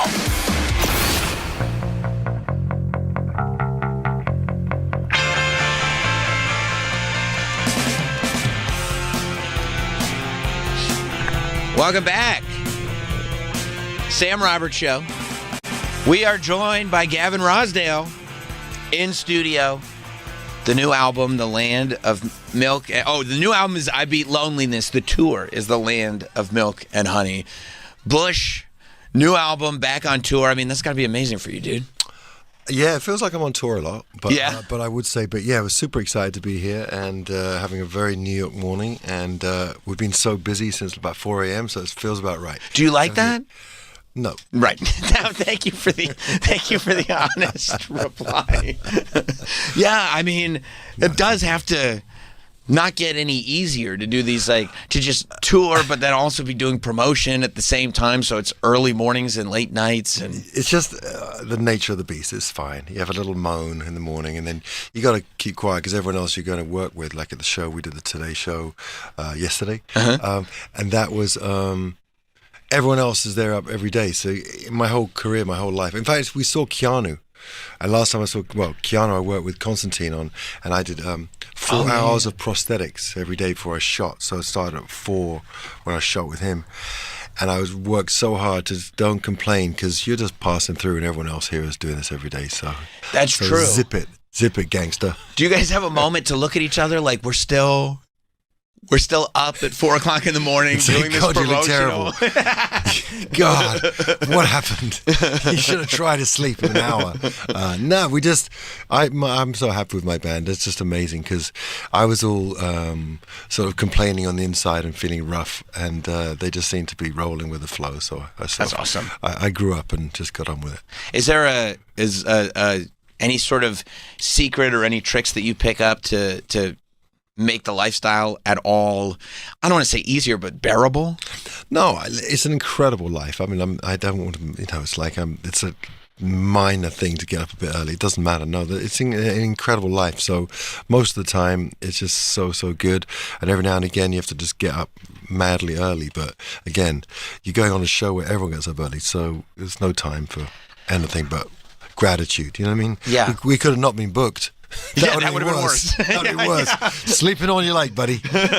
Yeah. That is the alternative. Is make your own hours and the truth. Have nobody ask you to do anything. I was in Central Park yesterday at 6 in the morning, which was kind of fun. Quite beautiful at that time. I'll bet, especially this time of year with the sun just starting to come up and everything. Yep. That's amazing. Do you think back at all when Bush first broke? Mm-hmm. Did it feel like it took a long time? Because realistically, it was 3 years after the band formed, 2-3 years after the band formed. It was a sort of there was the kind of period of growth and sort of failure stroke growth towards that point. They were a bit leaner those years, but then Bush felt exciting, like we were doing something fun. I never thought it'd be successful. I just thought it'd be cool because that's all I wanted to do at that point. I was kind of giving up. I just wanted to do something good and creative, and that'd be it. That's not me crying, by the way. What's his name again? Kaya. Kaya's with us. Kaya's with us. He's moaning about the old days. Yeah, I don't want to hear about it. But done. Do you think back now, as long as this band has resonated and been successful to the point that you are still making new music and finding a new audience and finding new fans all the time, how short of a period of time that actually was? Oh, for sure. And it's such a great life lesson to just be living in the moment and enjoying it. There was I think you must ask something. But look, just to have any kind of career like this and to have people come and love the band and spend, time with us and see the shows and all that stuff, it's incredible. Yeah. It's incredible. So yeah. There's nothing to be said, but it's incredible. We're very happy. I would imagine. I was just talking to the guys before you came in about the Tiny Desk show. Oh yeah. That you guys just did, and it was really, really great. And the thing that, first of all, who did you come up with the kind of arrangement? In terms of course, of the songs and everything? They told us what it was to be like. I mean, again, that was a little bit early. I think I was a bit more warmed up for the second song, but they told us to come. Well, they invited us, and then I looked through it, and I just saw what I thought was most.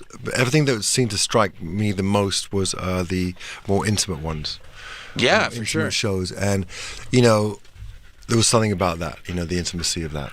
I think what struck me was you dropping the instrumental out when you performed Glycerine. Right, I was considering that no one maybe has done that. I went a cappella on that, so. Which is also, ballsy on your part because that's such a distinct vocal as well that you have to know that that's going to get nailed.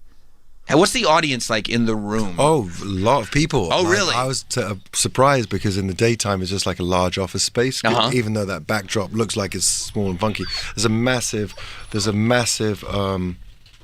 room, and so it got filled up. It was just so cool. I think the people come, they have their office lunch because it's at 12 you do it, and people just come in. It was packed, and so it's so nerve-wracking because I think that's really, along with maybe SNL, is the most prestigious thing for musicians to do now, I would think. I would think so too. Isn't it wild that that's become that thing that just resonates above so much else? Beautiful building, by the way. You think of I don't know what I did think, but I was like, wow, this is like Frank Gehry designed it or something. Yeah, it's a really beautiful building. Yeah, I think when you just watch it too, you wonder if it's just at first you go, this is a set that's designed to look like an office. You don't really realize it's a small set within a large regular office. It's kind of wild, right? Great people, and it was just such an honor to do, to be honest, and I hope we did it right. Yeah, no, I think so, and I was. It seems like it's gotten hugely positive feedback, kind of across the board. Yep, it's really good.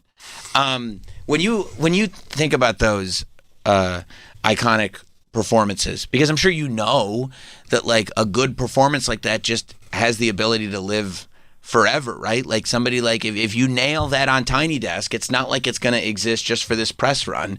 It's going to be one of those things that people go back to and back to and back to. Is that something that you're conscious of when you're performing, or is that something that you don't really realize until much later? I think now we're all aware that whatever we do, every interaction on the street, everything that you do is pretty much filmed. You have to be kind of camera ready in whatever way possible. But for me, I just looked at the history of people that are doing it, and I just was like, this is a show with a finger on the trigger of what's happening in music. And so it's just great to be invited amongst incredible bands from, Billie Eilish, Idols. There's some, just all the great bands. Yeah. I got to ask you about Woodstock 99, because I feel like, that Korn's set on that show is like the sort of like iconic, like, look at the way this crowd moves. And the idea that you guys had to follow Korn, it's going to go one of two ways. When you're watching them perform and realize, okay, this is what we're following and this is what this crowd is like right now. Was that an intimidating thing, or did you have enough confidence to know we're going to go out there and we're going to play and we're just going to see what happens? Well, Korn are fantastic, and that was a fantastic show. And there was probably talk amongst a lot of people about what the hell's going on. I know that my manager managed Korn at the time, Peter Katzis, and so they were like, no one's following that, but we followed them. And, for me, it was all about honoring the original Woodstock, because I'd seen that so much with Hendrix, with Santana, on DVD or whatever. I played it to death. So for me, I was like, oh my God, it's all about this community of music and the power of music. I totally didn't get the memo. It was just like all these like really aggressive crowds. Right. There I was trying to be a hippie. I'm not even a hippie, but I was trying to be one. And I was trying to sort of think about the history of the place. So I think that my own diversionary tactics took the pressure off. At that point, I really liked not ever seeing the sizes of stages. I liked being backstage. It really turned me on to just like go on and then see it.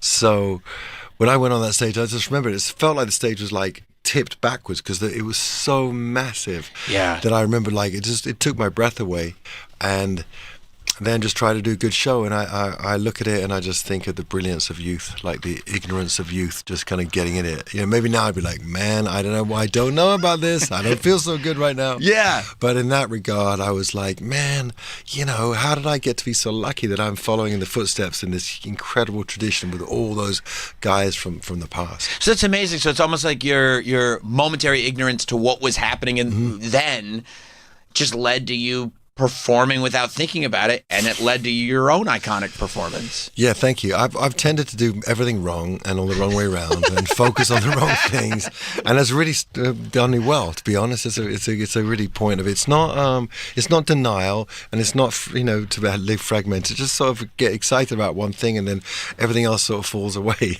Like if I thought about it, if I had thought, oh my God, on paper, following Korn at the height of Korn, at the biggest crowd ever, you'd be like, don't even do it. Don't even do it. Just applaud. Right. Just stand on the stage and clap for them. So, right. But, festivals are all about that. And I think that people do enjoy the kind of variation that you can get. And we were definitely a variant on Korn. I think so too. But also I would imagine that like you must have gained a huge amount of respect from a lot of people that were like, oh, this is a powerful band that can follow Korn by doing the opposite of what Korn does. That can actually what other band could be like, all right guys, now let's slow it down and be hippies here with the most aggressive right we had our moments in there, but sometimes the ignorance really is bliss. Yeah I think so. I think that's a good like, just don't overthink. Good time to be dumb. Yeah, it's a great time to be dumb. Don't overthink anything. Do you feel like you still try to go with that philosophy on things, not overthinking things and just allowing? Well, you just think about what you can do, what you can control. So I'm going to try and play the right guitar notes and sing in tune and perform. That I know that I can control those factors, and then the rest. Good shots, good lighting, good sound. Even it's not in at my fingertips. So that for me has been a life mantra through my career of just like you can only do the best that you can do at that moment. Tiny Desk was great, so much fun to do. you know, it was early, and like I sang better yesterday than I did the first song of Tiny Desk. You know, it's annoying. It's just physical. So I was like, God dang it, you know. Wow. Yeah. But you kind of that's what kind of eats at you a little bit. A little bit, because you just got to go, oh man, I was warming up today. It was like yesterday, and it was so early. I was like, my voice is there at 5 a.m. Okay, this is cool. Yeah. You know? Whereas Tiny Desk was like traveling as the East Coast again. We'd been in West Coast, and so it was a little bit more like wading through molasses to get going at that time. Man, that's got to be so crazy about being a singer. Like here, I mean, I speak, but if I lose my voice, I can just do this with a hoarse voice, and who cares? And sound better. Yeah, Sound exactly. like Rod Stewart. When did Rod Stewart take over the show? Put a little rasp on my voice. People are relieved. Brian Adams and stuff. But for you, like, I mean, to be able to figure out how to use a tool that you don't even really, you were just talking about what do you have control over? You don't have control over. Like, I didn't speak the whole day before. I woke up early to warm up. It's all that kind of stuff, and still, it's like just not cooperating. Not cooperating. But I was like, you know, it's like a nightmare. But that's just, every singer, like. I can't really, you have to really be mindful on tour, you know. Can't really go out anywhere loud, can't go to bars, can't go to loud restaurants, can't go to loud places. Everything's got to be, it's like being Pavarotti without the great voice. Yeah. Do you have to tell people that? Like, we can't, we can go out to get something to eat or something, but it's so gotta be annoying. It's just like, it's such a drag. I feel so embarrassed even saying that. I just don't do it, you know. Do you want to meet at the hotel bar? It's a lot easier, you know. Yeah. Just because it's just the life. And that's for every singer. I mean, I don't know how some of the screamo guys do it and how they scream night after night.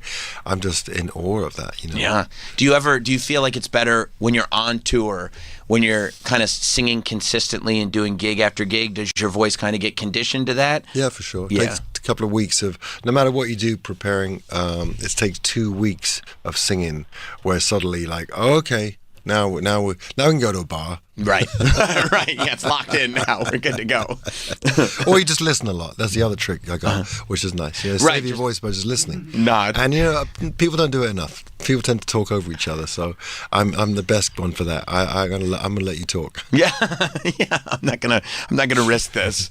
How quickly after spring break '96 did you realize you had done something that was in the MTV pantheon of forever? Yeah, it was so wild because at that point, you know, I was so excited about the life, and I couldn't believe the way we had accelerated.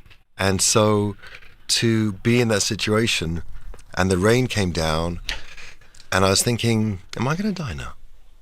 Were you consciously thinking that? Yeah, I was like, but man, it's going to really help the record. This will show them. Yeah. I might get fried, but man, this is a big moment in all our lives. Yeah. And I remember playing it, and I do remember feeling that I played the shapes on the guitar, but it just felt like a plank of wood, it is, of course, but really felt like a plank because I just felt the water. I thought this can't be making the shapes, but somehow we got through it. Wow. Was there ever a thought of like, no, you're not doing it? No, it wasn't 2026.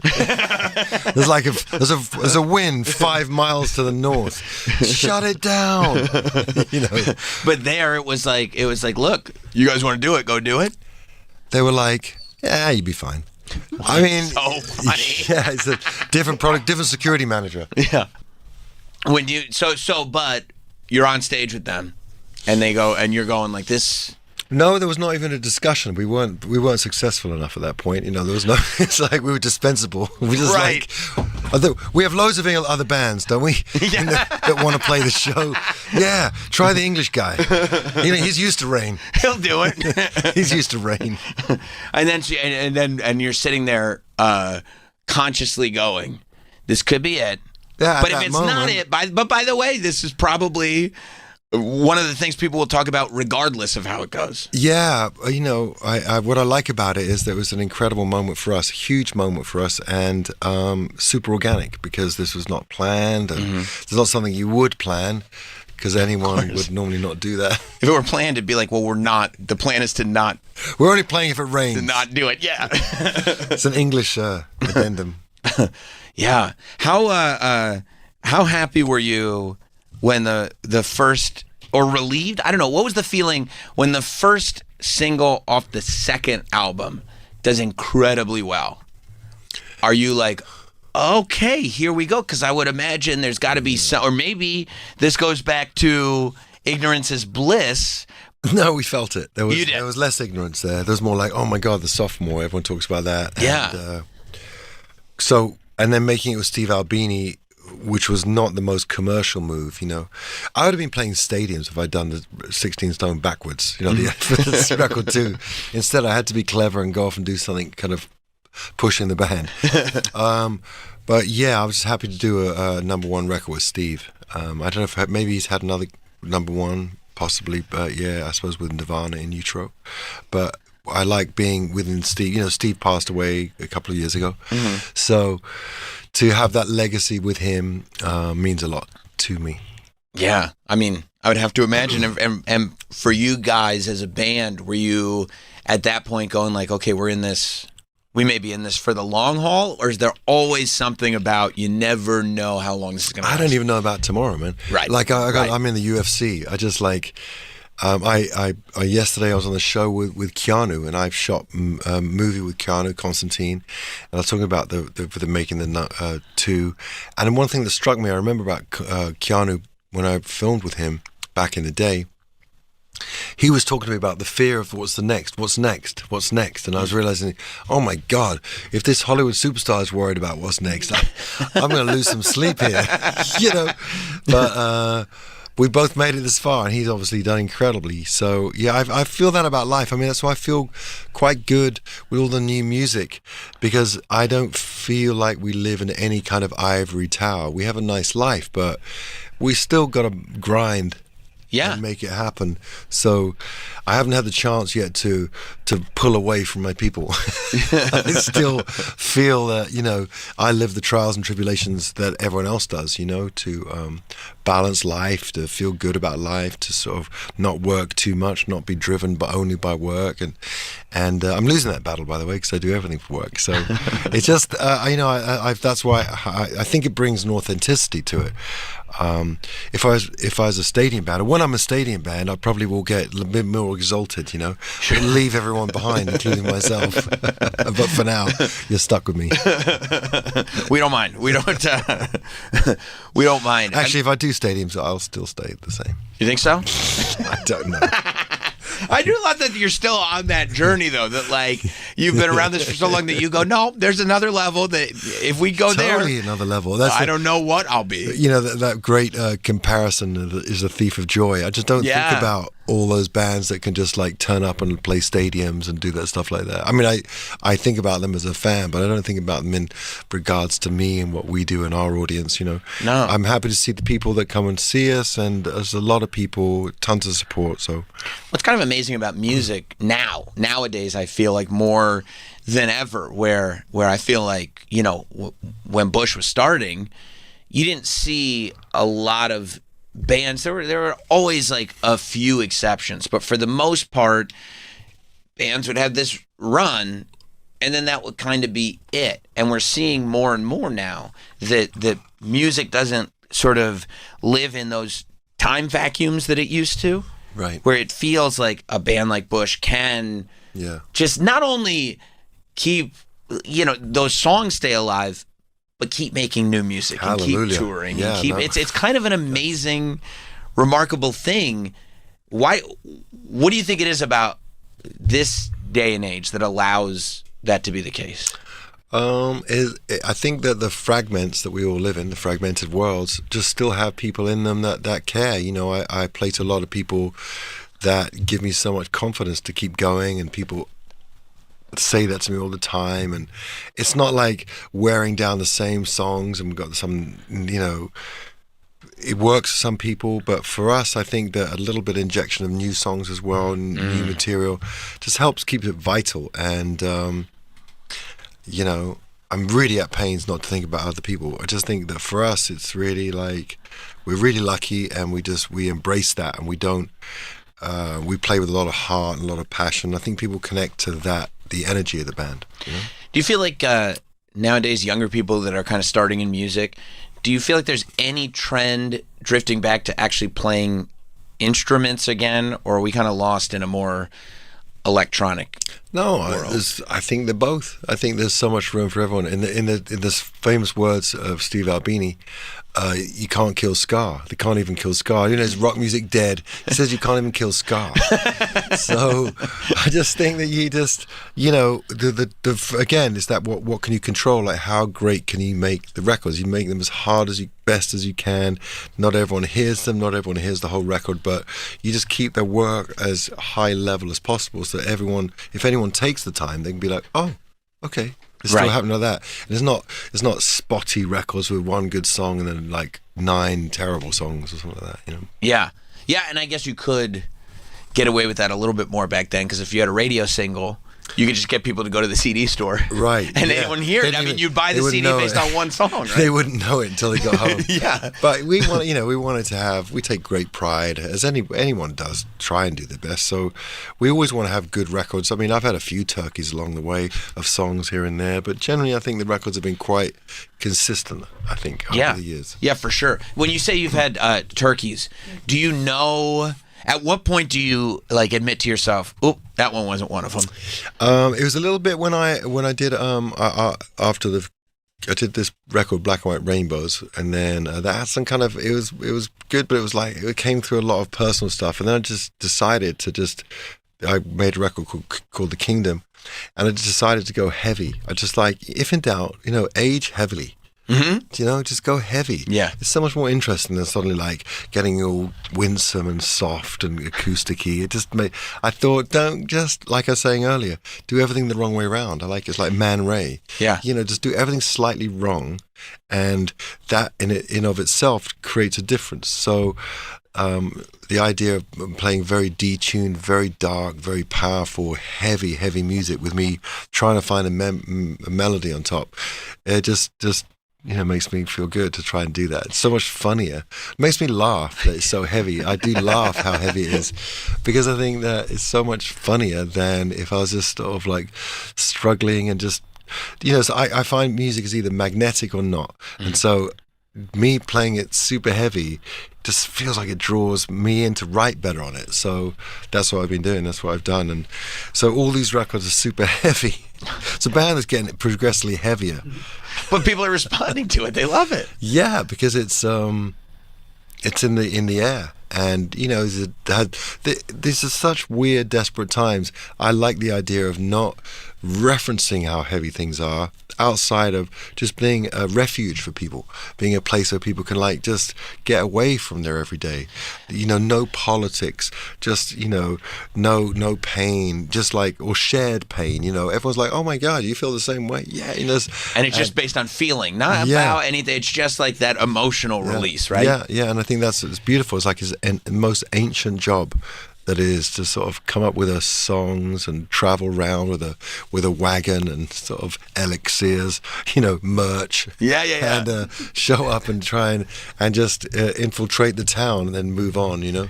Yeah, that's kind of like that. And music is the last thing that's able to do that, right?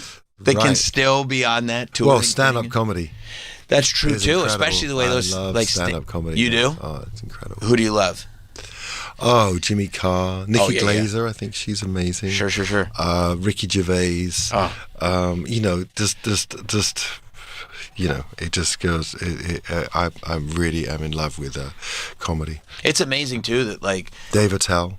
Amazing. Fantastic. Amazing. So smart. He came in here with a flute one time.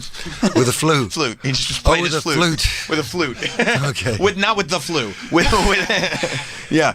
No. He just decided that that day he was going to play the flute. And he did. He was great. It was just a little thing that he had learned. And that's great. Okay. It is amazing, too. I mean, you talk about touring, that stand-ups have figured out how to kind of normalize the idea of stand-ups being an arena act.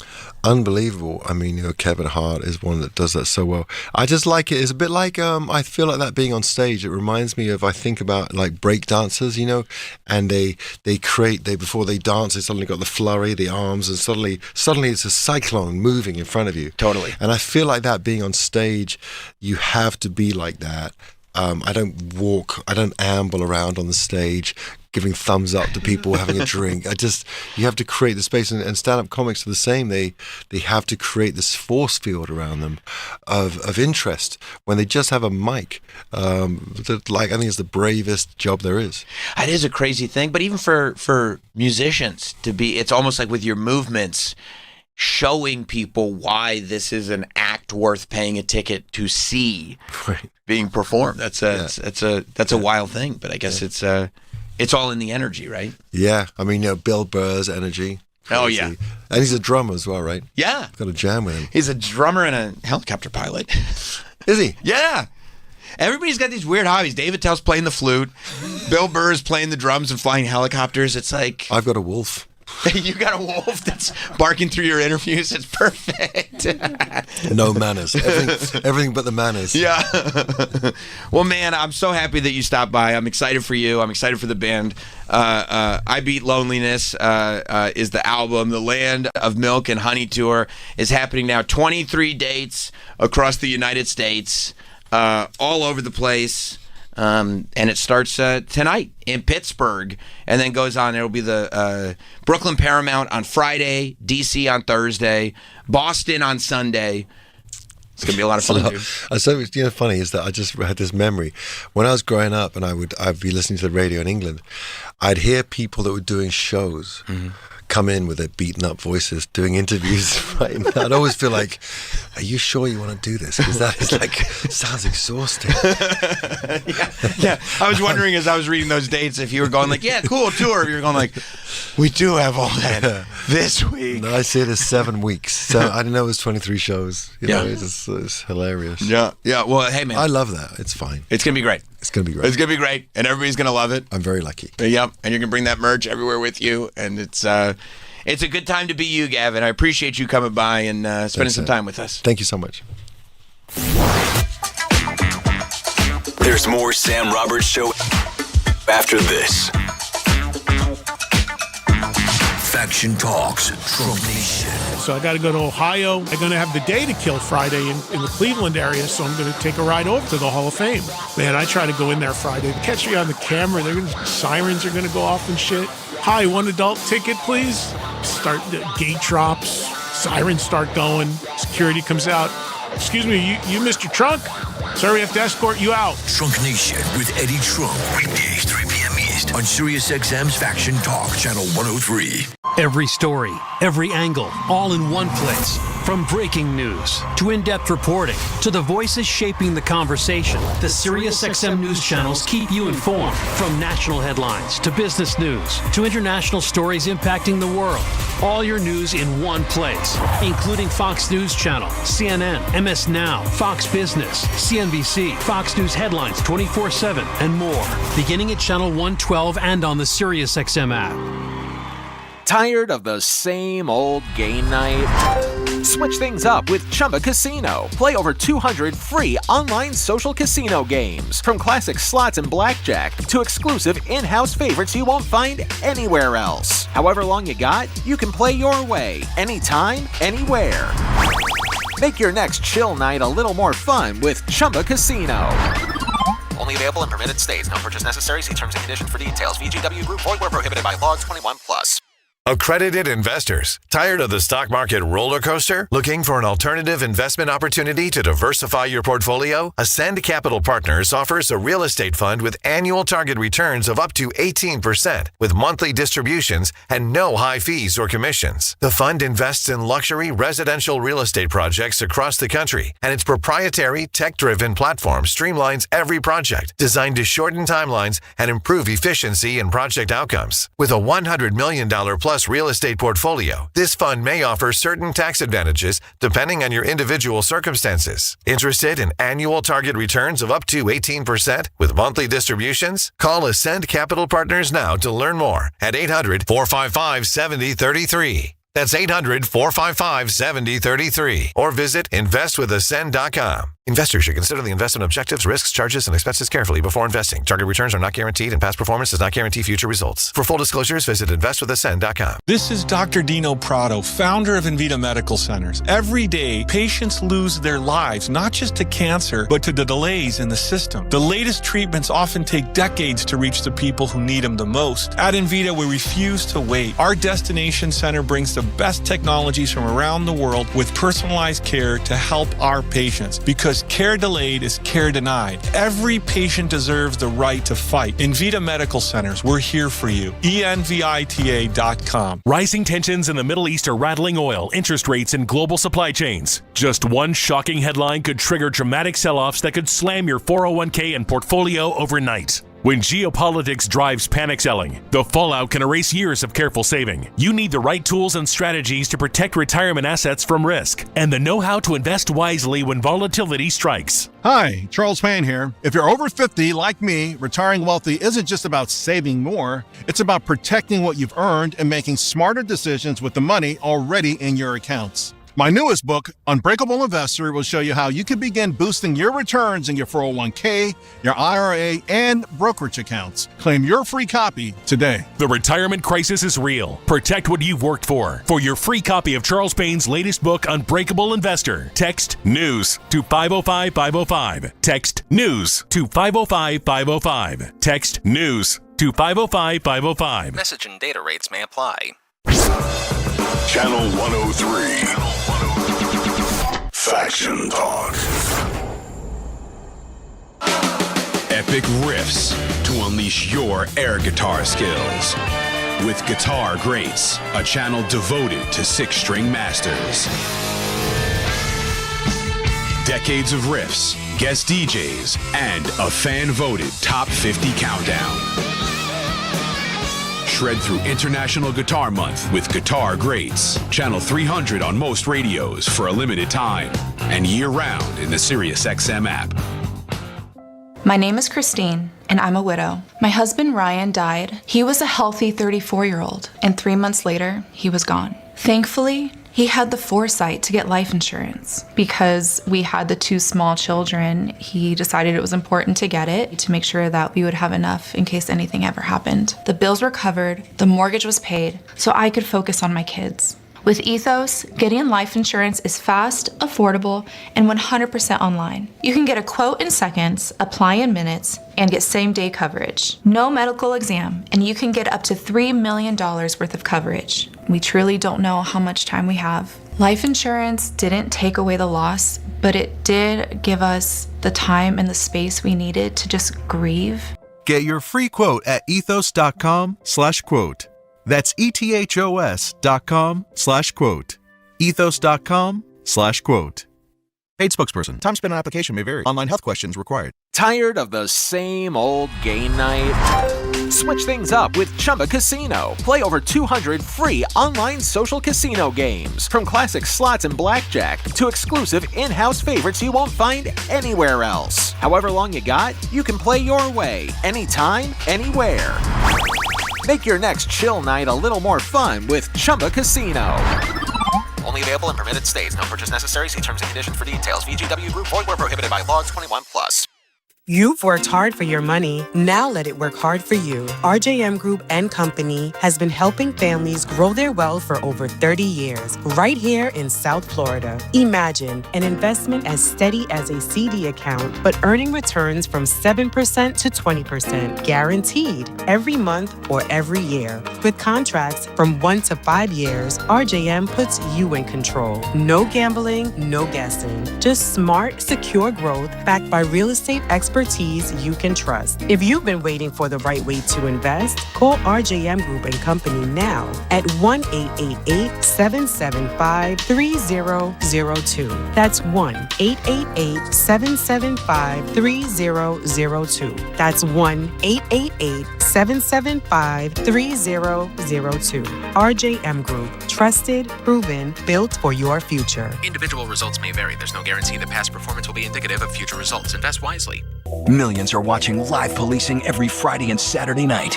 Are you? Get Reels Plus and stream the hit show On Patrol live. We got more than 50 cameras across the country following law enforcement in real time. And that's just the start. Reels Plus has thousands of hours of true crime investigations, behind-the-scenes celebrity stories, and unscripted thrills. Subscribe now for just $4.99 a month, plus a free 7-day trial at reelsplus.com or wherever you stream. That's Reels with a Z. Let me see those hands again. Hang on now. I don't hear nothing. What the fuck is going on in here? Yeah, that's what I want to know. We're back with Sam Roberts Show.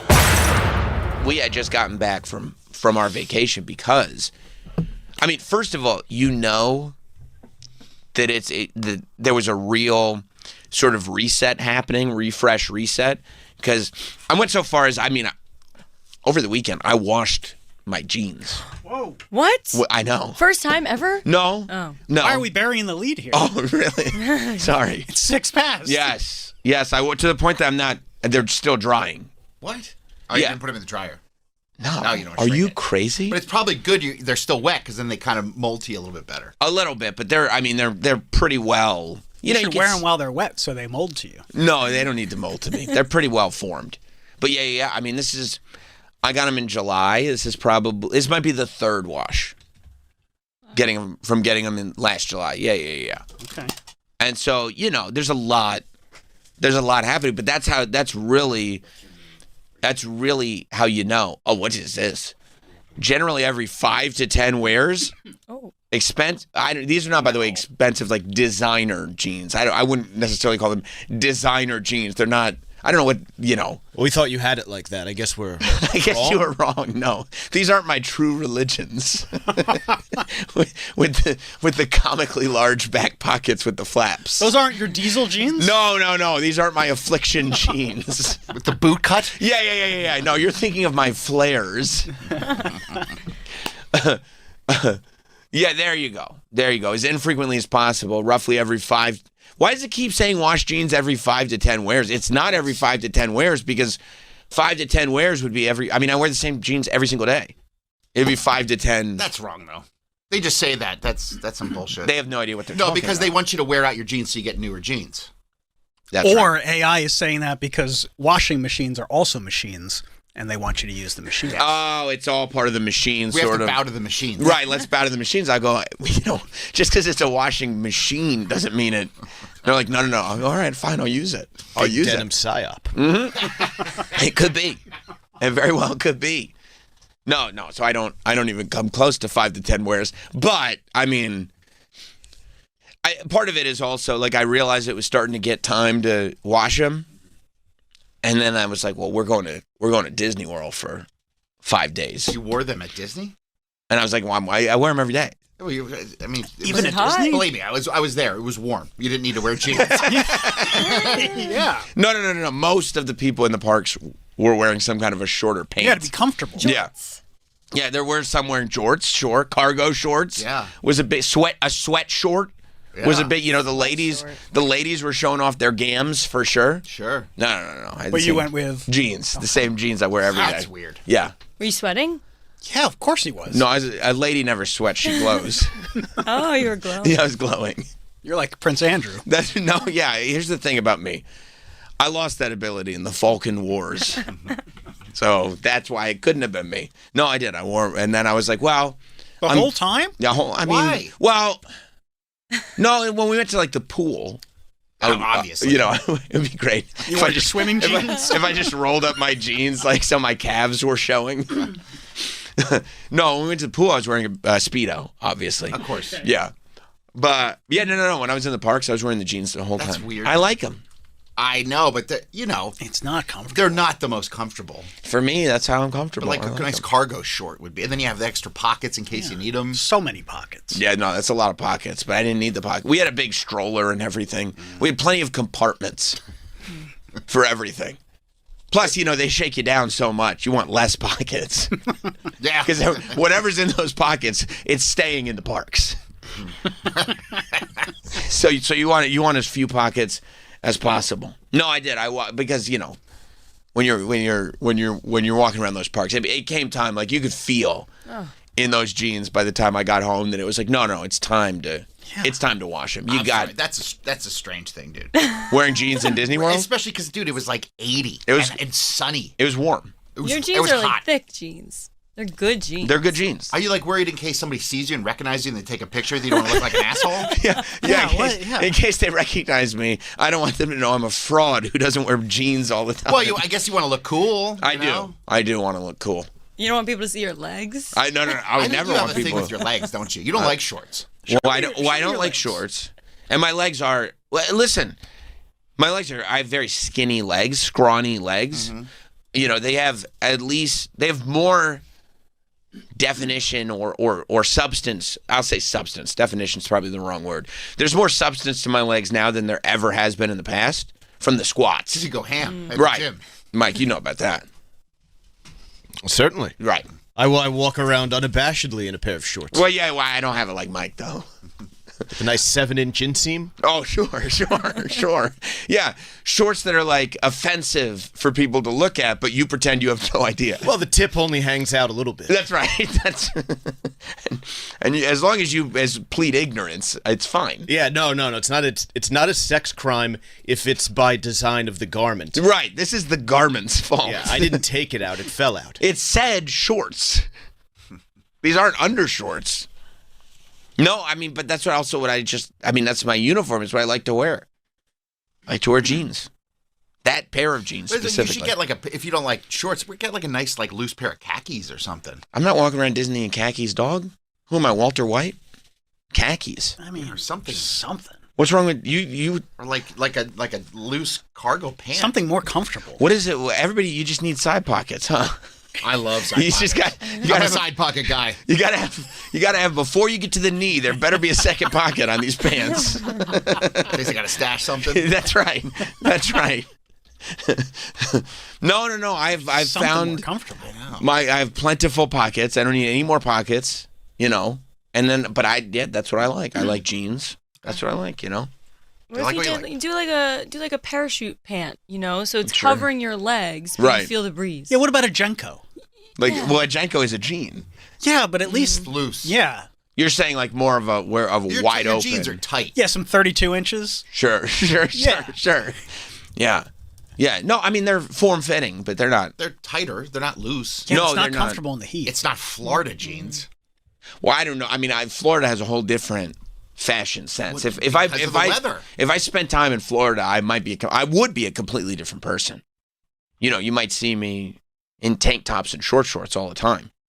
It's my attire. I'd probably be walking around like what's her face's husband in little pink hot body shorts, Christy Nome. Little pink hot pants, maybe. I don't know. Some fake tits. That's right. It's Florida. When in Rome. But no, I did. I walked around in jeans the whole time. Yeah. I was though. I mean, listen. So I did. I went to Disney World, the most magical place on earth, for like 5 days. This is how the week went. I was still here on Monday because I was at Madison Square Garden for Monday Night Raw, and so listen, it's paradise on earth. To go from wrestling in Madison Square Garden to Disney World, like that's the way to do it. But it was like getting the last thing in because, I was there, I was working, we were doing the podcast, the whole thing. And then I didn't know, like I had a bunch of stuff with me, like my laptop and mics. I travel with all of it just in case. But I didn't do any work stuff at all once I got out of New York. Like I didn't touch the computers. I was posting here and there, but to say that that's minimal would be an understatement. I didn't record anything, nothing. And it's probably the first time I've done that for 5 days, Tuesday, Wednesday, Thursday, in like, I don't know how long, but it's great. I was like, oh yeah, people do. Yeah, you should do that every now and then. Just unplug a little bit. Just reset. But you have to like, because I was still, I think it's because I committed the other way. Like I fully committed to like, okay, now it's Disney life. You know what I mean? And it was like, you're in it. In it. Every day was voluntarily and happily like 12-hour days the whole time I was there. Just, all right, now what are we doing now? To the point where like there were times where I was trading out kids because these kids were like, They you couldn't can't. hang. No, you can't have a kid with you the whole time. There was one day that my son did the whole day with me, and he was like, he looked at me, he was like, man, you know, he was like, I'll tell you, I'm having a great time here. You love Disney. And I was like, I didn't even know that was the impression that I gave off, but it was just because I was so... You put your heart into it. You got to. You got to do it all. You're there. I'm there. And they're shaking you down. Oh. I mean, they're probably hanging you upside down. Just every shaking all time the money out of you. That's right. They switched the monorail, so now you go upside down. Just so any loose chains falls out of you as you go. Yeah, it was crazy. And they convince you. Like, you just go, and you go, well, I'm just not leaving with anything. Whatever you got, whatever disposable income you got, you just leave it behind. And you kind of have to go, okay, that's the way it's going to go. Creating memories. That's it. That's it. We're going to have a great time. And we're not going to think about anything else. Like, I'm going to sit there and go, I am going to act like I got a great deal because I got this cup. And this cup is going to give me free refills of soda at the resort, not at the parks. But they said any resort. You go to any of the resorts, you get free refills. Wow. Refills of anything. Any soda. Wow. And you don't ever question and go, why would I go to a different resort? I'm already at the resort that I'm staying at. I'm not going resort to resort. Why would I go to multiple resorts and bring the cup? I'm just going to use it at this resort. But you go, okay, well, it's any resort. It's not going to work at the parks, but any resort. So you go, okay, well, yeah, I got about $13 worth of Diet Coke refills the whole time I was there. It only cost me $22. That's great. So it was a great deal, you know, because all the drink was free, and then also all the kids, they need cups too. Yeah. So you drop about $70 on cups, but you end up with $38 worth of free soda. So made out like a bandit. That's right. Walt didn't see me coming. And then you realize why you're dehydrated.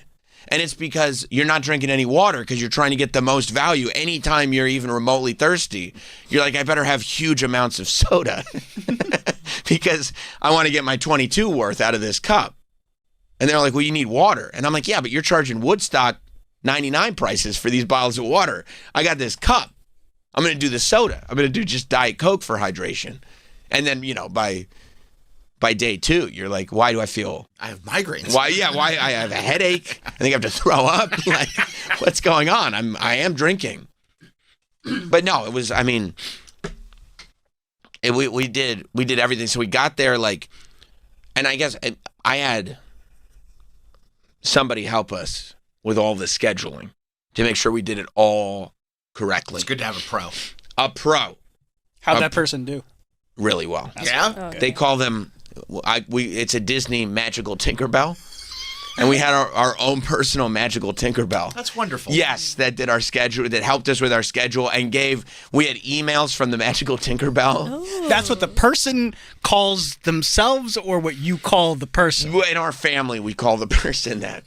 I said, no, we had help from our magical Tinkerbell. Is this person a pin trader too?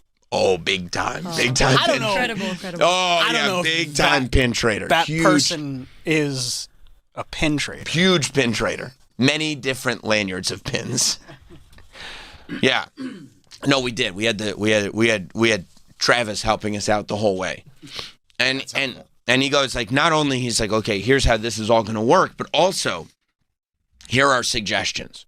You have, lightning lane passes for this, and this. So what I would suggest is here for dinner, go this in the morning, depending on how you like to do it. You could do that. You could do this. And we had it was like he was back home, but it was like having our own guide right there. It was all set up where each day we had a different, plan of action. It was like, okay, it was a little loosey-goosey to start because we weren't getting there until 1 p.m. On Tuesday. So you hit the ground running. Well, yeah, because so Monday night, I was at Madison Square Garden until late at night. Mm-hmm. And I was all, jacked up from pro wrestling, right? Obviously. Of course. So, I'm like, I go home, it's like 1 o'clock in the morning. But I'm like, okay. You're buzzing. I'm buzzing, dude. I'm buzzing. I go, I can't believe Gunther and Seth Rollins. I didn't see that coming. I'm going crazy. And so I got about 4 hours of sleep, and then I'm up because we left early because this was ICE airport. This is still like we don't know how this is gonna go. So we had I think our flight was Monday at 9 a.m. Okay. Maybe 9:30, something like that. Where'd you fly out of? LaGuardia. And so I said, okay, we're gonna park there, but I said let's leave at 6 o'clock in the morning. You know what I mean? Let's get there with and I don't like doing that, but I'll do it. Number one, I'll do it because I'm traveling with the family. Sure. Mm-hmm. So there are now many different things that could happen. And also, travel is so not dependable at the moment that the last thing I want to do is be like, no. We'll get there at the last minute and then have to answer to the children. And you miss your flight and then it's a whole mess. Right. And we're literally every second you can place a monetary value to every second. I mean, Travis, from when you couldn't bring your lightsabers on the plane. I don't know what that has to do with anything. But for real, if you lose 3-4 hours on the flight there, that's a financial chunk where you're like, no, this is paid for. It's all so expensive that every hour you miss that's why I'm doing these 12-hour days, Oh, yeah. Gotta make your money. Right. I'm going to make my money back. I'm going to get my value on this. What was the airline? American. And bro, a breeze. Yeah? A breeze. Security was nothing. It was a all breeze. the ICE agents there. I'll tell you what. ICE is doing a great job at the airport. I thought the same thing. I don't know what to tell you. I mean, they really did a great job that day. Thank God you guys are here. I said thank you. I told them thank you for doing this. I'm supposed to hate you, but I'm happy you're here. I don't know what's going on in Minnesota or wherever you were, but here in LaGuardia, it was super helpful. Yeah. So, I mean, they got us right through. Quick. It was so quick. I couldn't believe it. I was watching all these things on the news, and I was like, it was to the point. You been to Terminal B or whatever, the new terminal in LaGuardia? Yeah. You know how many times we watched that fountain sing, start spreading the news? A lot. 5 or 6 times. It's a wonderful terminal. It's a great terminal. In that area. I mean, they got a Wendy's, they got a Dunkin'. You were set. You don't need to tell me. I had enough time to sit down, watch Sinatra get played on the water fountain 6 times, and eat a chicken biscuit. No stress whatsoever. Good for you. Plus, I knew we were traveling with a big stroller. So I always make my wife do it because she's more she's nicer than I am, believe it or not. So I have her go to the airport, the check-in desk in advance to see if we can get on the we need extra time list because we got that big stroller. I think they allow strollers and children to board first. Sometimes they're Don't they say families traveling with young children? Yeah. Sometimes, but sometimes not. Oh. And so we try to get in with the, with the first group to go in. Peel for 20? I'm willing to, but I'm not sure if you're allowed to bribe at the airport. That's not a bribe. That's just for a job well done. That's what I thought. That's greasing the wheels. It's just greasing the wheels. It's America, after all. But yeah, we got on the plane early. We literally, not only did we get through security like nothing, we got to the airport easy. We parked easy. The flight left on time, landed early. Love it. I was like, this couldn't be. Were we playing songs? It's not me. Oh. That's on my phone. Mike sets an alarm to when he knows the show is on. There's the 3 minutes before the show alarm. That's the lock-in alarm. Right, the 25 minutes into the show. Just so you know, the show's been on for 25 minutes. And then so easy peasy, get there. We stayed at wait to hear this, at the Polynesian. I love that place. We booked a car service to get there because, to get from the airport to the Polynesian. Because, my wife's like, you got to have the right seats in the car. I never even think about it. But plus, Disney doesn't offer free transportation anymore. Bro, they used to just have buses where it's like you would get, all you had to do was line up. Why would they stop that? Why do you think? Because it was free. Yeah. It was free. Now they've subcontracted it to a service that you pay that service. And then that service pays Disney or whatever, so they make their. It's called Mears, right? Yeah, Mears is the company that used to do it that Disney would just pay to do it for free, and now you can just still use them, but you got to pay. It was a Magical Express. Not anymore. No, the buses, now it's just Uber. Right. Or there are buses that say Mears. Oh yeah, because that's still a company. But it's not the Magical Express. But it used to be that. Yes. When did that stop? A few years back. Gosh, yeah. Wow. A while ago. Yeah. Sucks. Yeah, so we just have to get a dude with an SUV to pick us up, you know? Is he a cool dude? He's a cool dude. Florida guy? Oh, yeah. Dude, the They've best seen it all. Ubers I've ever taken are all in Florida. They love to talk. They love to talk. The best and the worst. Yes. Both of them. When I land in New York, there's silence. I'm like, thank you. Bro, I took an Uber in Florida at the height of the pandemic. And I roll the windows down in the back seat because everybody was kind of freaking out. You don't know what's going on. Sure. You know, now it's like silly, but then it was like height of the pandemic. I roll the windows down. This Uber driver from the front seat rolled them right back up. Oh my God. And you know why he did it. You know it was because we're not doing that bullshit here. Yeah, Florida Ubers. Troy, you're right. They love to talk. And I have to hear everything they think. All their political beliefs. 100%. It's the most personality-based Uber that you're ever going to get in.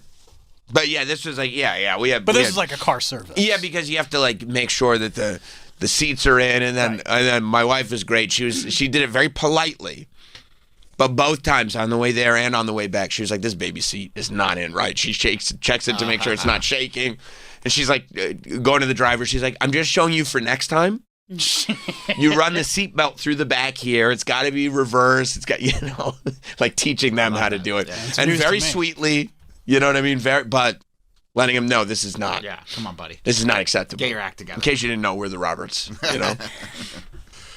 So then, and then we stayed at the Polynesian. Great choice. Right, and the first person I saw at that hotel was Jim McClure's office mate. Really? Yeah. He was there. He was there just at Disney, and we were just like, "Oh, hey, dude." That's so weird. Yeah. But he was like, no, I've been here since Sunday. Like, he was there for like 7 or 8 days or something like that. Wow. Whereas I'm more like minimal, the most in the least time. Sure. Like, there's some people that will go like, no, we'll go to a park, and then we'll spend the day at the pool, and then the next day at the park, just take it like real slow. Where I'm like, no. Everything throttle. Packed in. But that's, I mean, ain't a vacation. But that's how I do everything. Like, people were like, oh, you're probably not. I go, I'm very rested after that. Like, I didn't have to do any shows. I didn't have to think about, anything. And you got your steps in? Oh my God, these steps. I didn't know. I'm like, my son's looking at me going like, Dad, my feet hurt. And I go, it's probably because we got 20,000 steps in today, and you're 9. That's how you know you're having fun. That's right. Based on step count. When you got shin splints. Yeah, I was going 20,000 steps a day, easy, easy.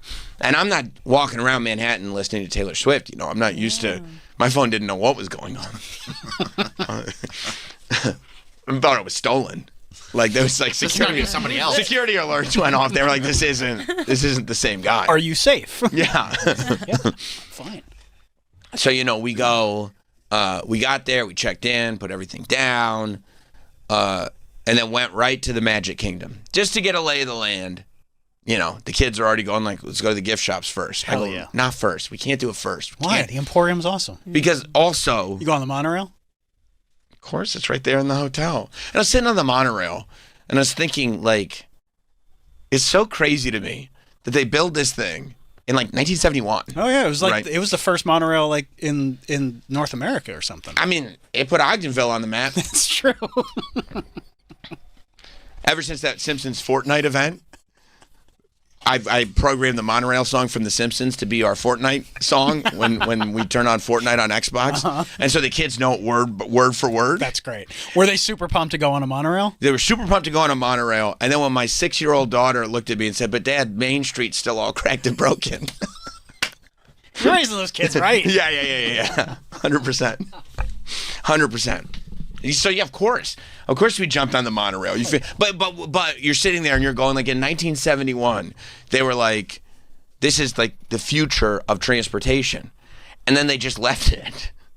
I mean, you know what I mean? How do you improve on greatness? Yeah. Well, that's ain't broke, don't fix it. Right. And I'm sitting there going like, that was 50 years ago. I mean, there's still monorails. I mean, you rode a monorail in the airport. I know. Oh yeah, did they enjoy their first ride? They loved that. They loved the first ride, and I told them, Bud Dyer will be here for us. Buddy Dyer. Welcome to Orlando. I'm Buddy Dyer. I videoed the way back when Buddy Dyer was thanking us for stopping by. Yeah, they loved it. I said, Buddy's gonna talk to us. Guys, get ready. Yeah, it's gonna be Buddy. Yeah.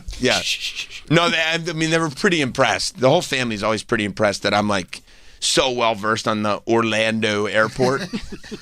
Like I know exactly where to go. You know what I mean? What terminal do we need to go? I know how to get out of there. Like, no, you go this way. You can do it blindfolded. My wife's like, we got the stroller. Where are the elevators? I go right around there. Right. Did you pour one out for Chili's? I took a picture in front of the abandoned Chili's. It's so sad. It's a huge, great, because the Chili's in the Orlando airport, my paradise. I was, remember that League of Their Own, that Madonna song, This Used to Be Our Playground? That's the song that was playing in my head while I was looking up at that Chili's. Because it's just still an escalator, and it goes up there, and you can see it still looks like Chili's. There's no coming soon? It's just dark and empty. Oh, that's sad. It's sad. It's really sad. It's like the last thing you want, coupled with the magical experience you're about to have, It's tough to see. It really is, because it's just dark. Yeah. And the logos are gone, the signs are gone, but you know what it is. The essence is still there. 100%. You know what used to be up there. So we went to the Magic Kingdom to start things off. And again, this was like, everybody was kind of still wiped out. We were the kids were up at 5 in the morning. Yeah. I was up at 5 minutes before we left the house, but still, and then we flew and everything, and but we went, and I was dismayed to see more construction than I would have thought. A lot of construction going on right now. Always construction. Yeah, like the Haunted Mansion is covered in like a facade. Like you noticed. It's a picture of the Haunted Mansion covering the actual Haunted Mansion. What are they called? Scrim or something? Yeah, I guess so. Yeah.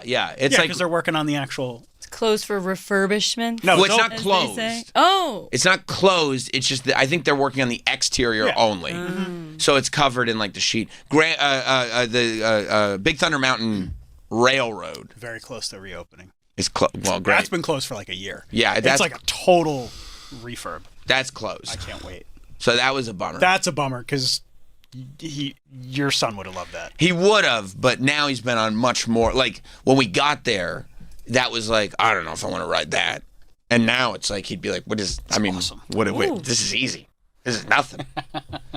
So I go, okay, so whatever. We hung out in the park for a little while, watched the parade, went to the gift shops and everything, just walked around, had a nice Italian dinner. Right. Yeah. Oh yeah. You got some pizza? Nice. Well, I had a nice chicken parm. Okay. Nice chicken parm in the Magic Kingdom there, right at the opening. Sure. Right. Tony's, right?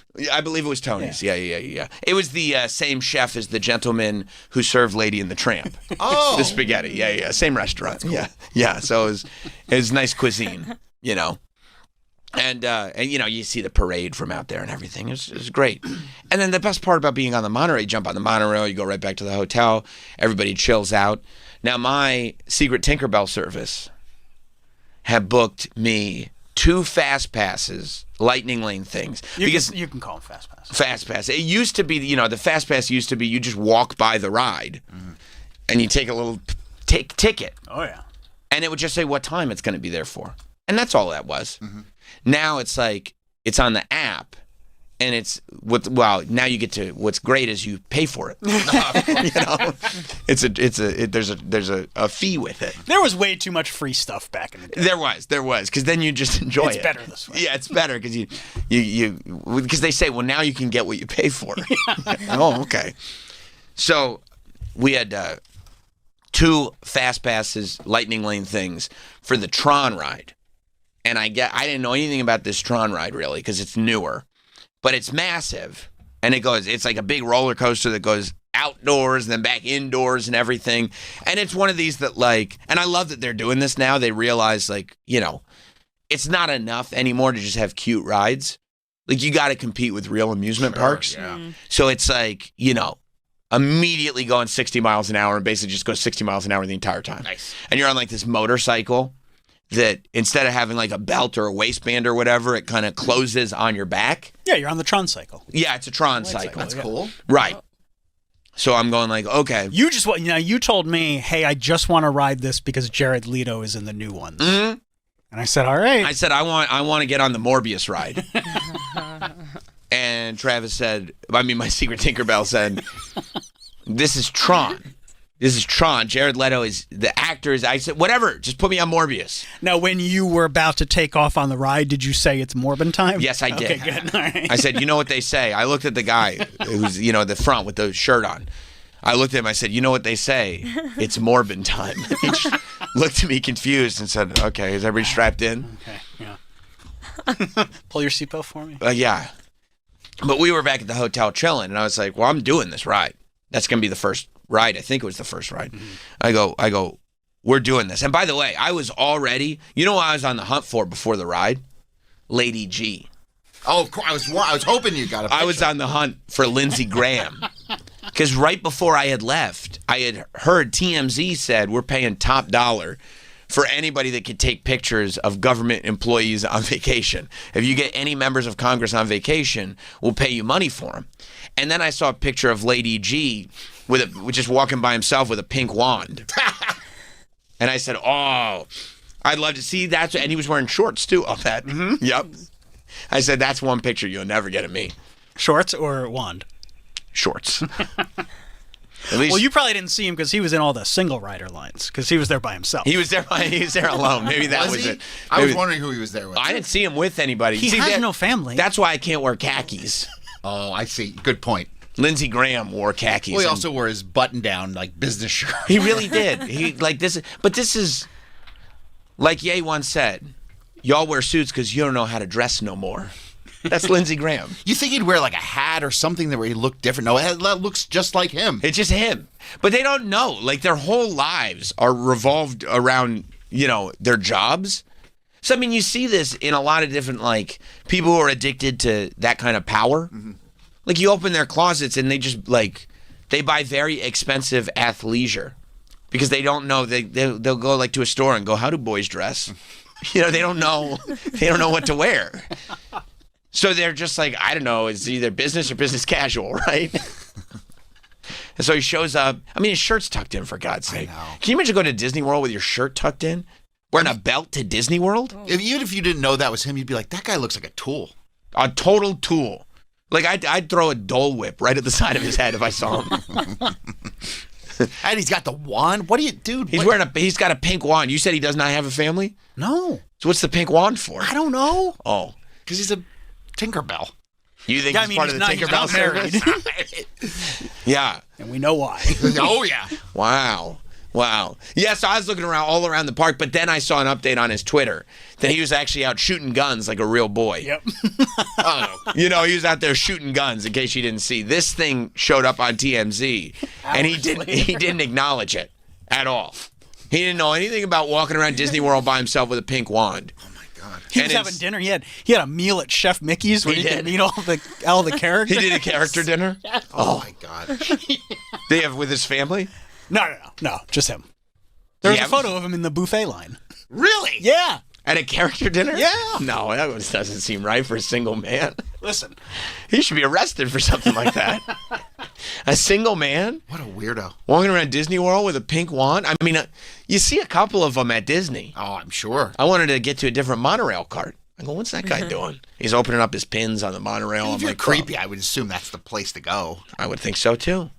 I saw a dude on the monorail car by himself, clearly by himself, many pins with a little backpack with Tinkerbell on it.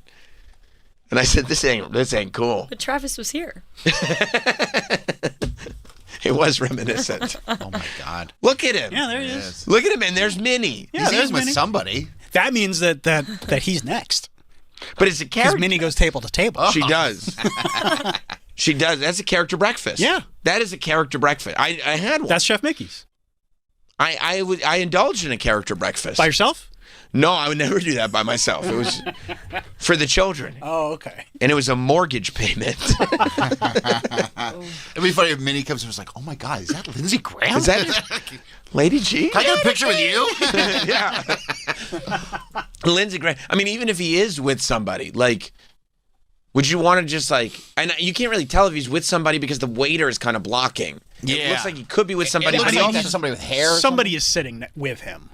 But it looks like an adult. Oh yeah, for sure. Like, it's just like, oh, let's grab dinner or let's grab breakfast. We'll talk business. We're going to go to Chef Mickey's. It's a character breakfast. I'm here for the all-you-can-eat waffles, but there will be some characters that visit the table. Here he is waiting in line at the buffet because it is all you care to enjoy. It's not even one of the good character breakfasts. It's a buffet.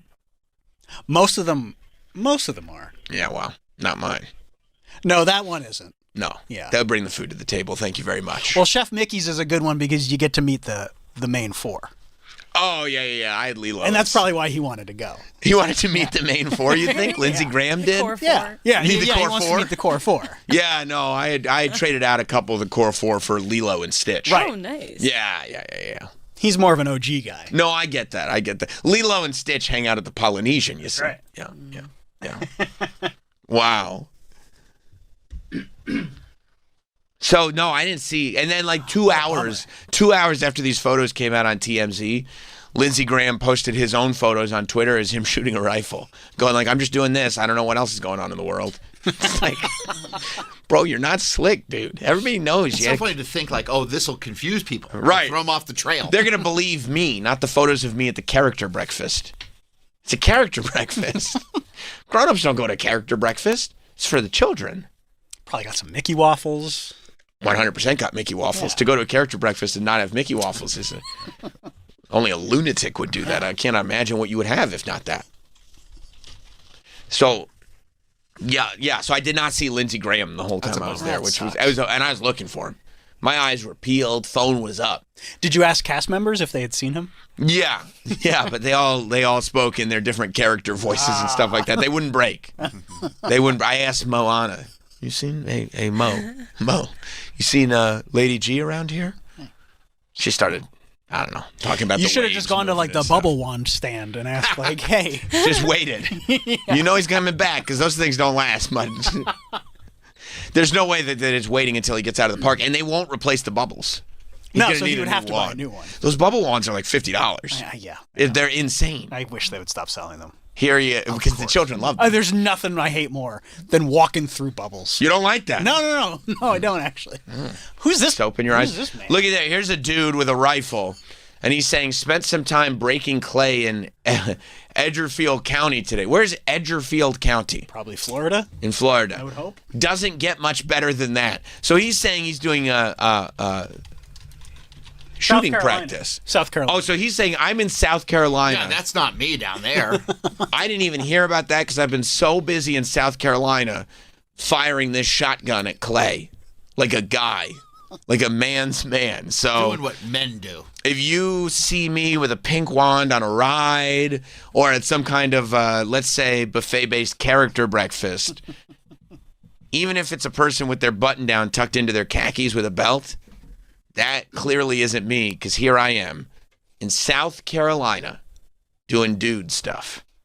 I've even got goggles on, shooting goggles, not Mickey ears. So, a strange guy. I'm not at Disney World right now. Like, a weirdo. Bro, no. Such a weirdo. Why are you making things so much worse? I know. This is just so much worse. I mean, you'd have respect for him if he actually leaned into it. It's like, yeah, I got my wand. Okay. I love Disney, and I love Disney. Right. Yeah. I love Disney. I love souvenirs. And when I'm there, I don't want to wait online to meet characters, so I go to the breakfast because they come to your table. It's economical. Yeah. You can either wait online, spend half the day waiting, and if it's the core four, that's tough. You're waiting on 4 separate lines that are easily, especially for Mickey, that's 90 minutes. Okay? Or spend some taxpayer dollars and get them all in one shot with a side of waffles. You tell me which one's the one to pick. You know, he had DeSantis calling a favor. He definitely I'm going to be there. Make sure it's want the red carpet laid out. Yeah, I want the celebrity go in the back door. You think DeSantis was his own little private Tinkerbell? I think so because he wants it. He wants a Lady G likes it like a special one because the celebrities they'll bring you in the back door so you don't have to wait online. But he likes the experience. He likes to see everything online. So he needs somebody that will physically walk him through the line because he said if you just go through the back, it disrupts the narrative. That's what Lindsey Graham, I think, said.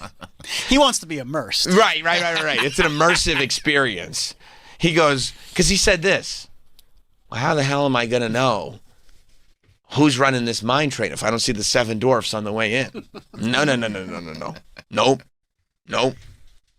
If I'm going to Frozen Ever After, I better see Elsa. Tell me what neighborhood I'm in before I get on that boat. Yeah, I mean, my daughter ended up waiting 90 minutes to meet the Frozen characters because, we were on, I wasn't on that line. I was on the line for a ride. I know. Yeah. Yeah, I forgot. I know everything you did. You do know. None of this is a surprise. No, you know. Wait, Yes, so the Tron ride. So I didn't see Lady G. I went on a Tron ride instead. And I said, but I'm sitting there and I'm in the hotel room. And it's such a good feeling when you're like, I don't know about you guys. I'm going back to Disney World. Because I'm just we got the passes. They're gonna run all day. I told my wife too, she was like, maybe we should try that sometime where it's like one day we go to the park, the next day we stay at the hotel. I go, hey man, if I had this pass that gets me into any of the parks the whole time I'm here, I'm gonna be at the hotel for 90 minutes, and then I'm getting on the monorail. I'm going to a park. That's what we're here to do. We're going to parks. So I go, I'm going back to Disney World, and I convinced my son, who the last time we were at Disney World was probably like 3 or 4 years ago. She's like 5 or 6 years old. He's afraid of every ride. He went on Ratatouille once, and he was like, "This is so scary. I'm not going on any of these rides. What are you nuts?" And I go, okay, well, you're 5 or 6 years old. I can appreciate that. But now he's 9. I go, this is the age where you find out rides are cool. Like you know what I mean? You're above the height limit for everything. And like you think you're afraid of ride, but you haven't been on anything. So now I go, okay, this is the one to test. Yeah, that's a good one. And I looked at him and I was like, look, dude, you don't have to come, but we're at Disney World and there's only gonna be so many times in life where we can stand up in a room and say, hey, you want to go to Disney World right now? And he was like, I'm coming. I go, all right, let's get on the monorail. So it's just the two of us. And I was like, okay, we're going on the Tron ride. I was like, you don't have to do anything. I'm not going to make you do anything you don't want to do. But I was like, our Tinkerbell told us. I said, he told us this was. It's a male Tinkerbell. In our instance, that it was. Seems weird, but okay. It's 2026. Probably have a different name than Tinkerbell.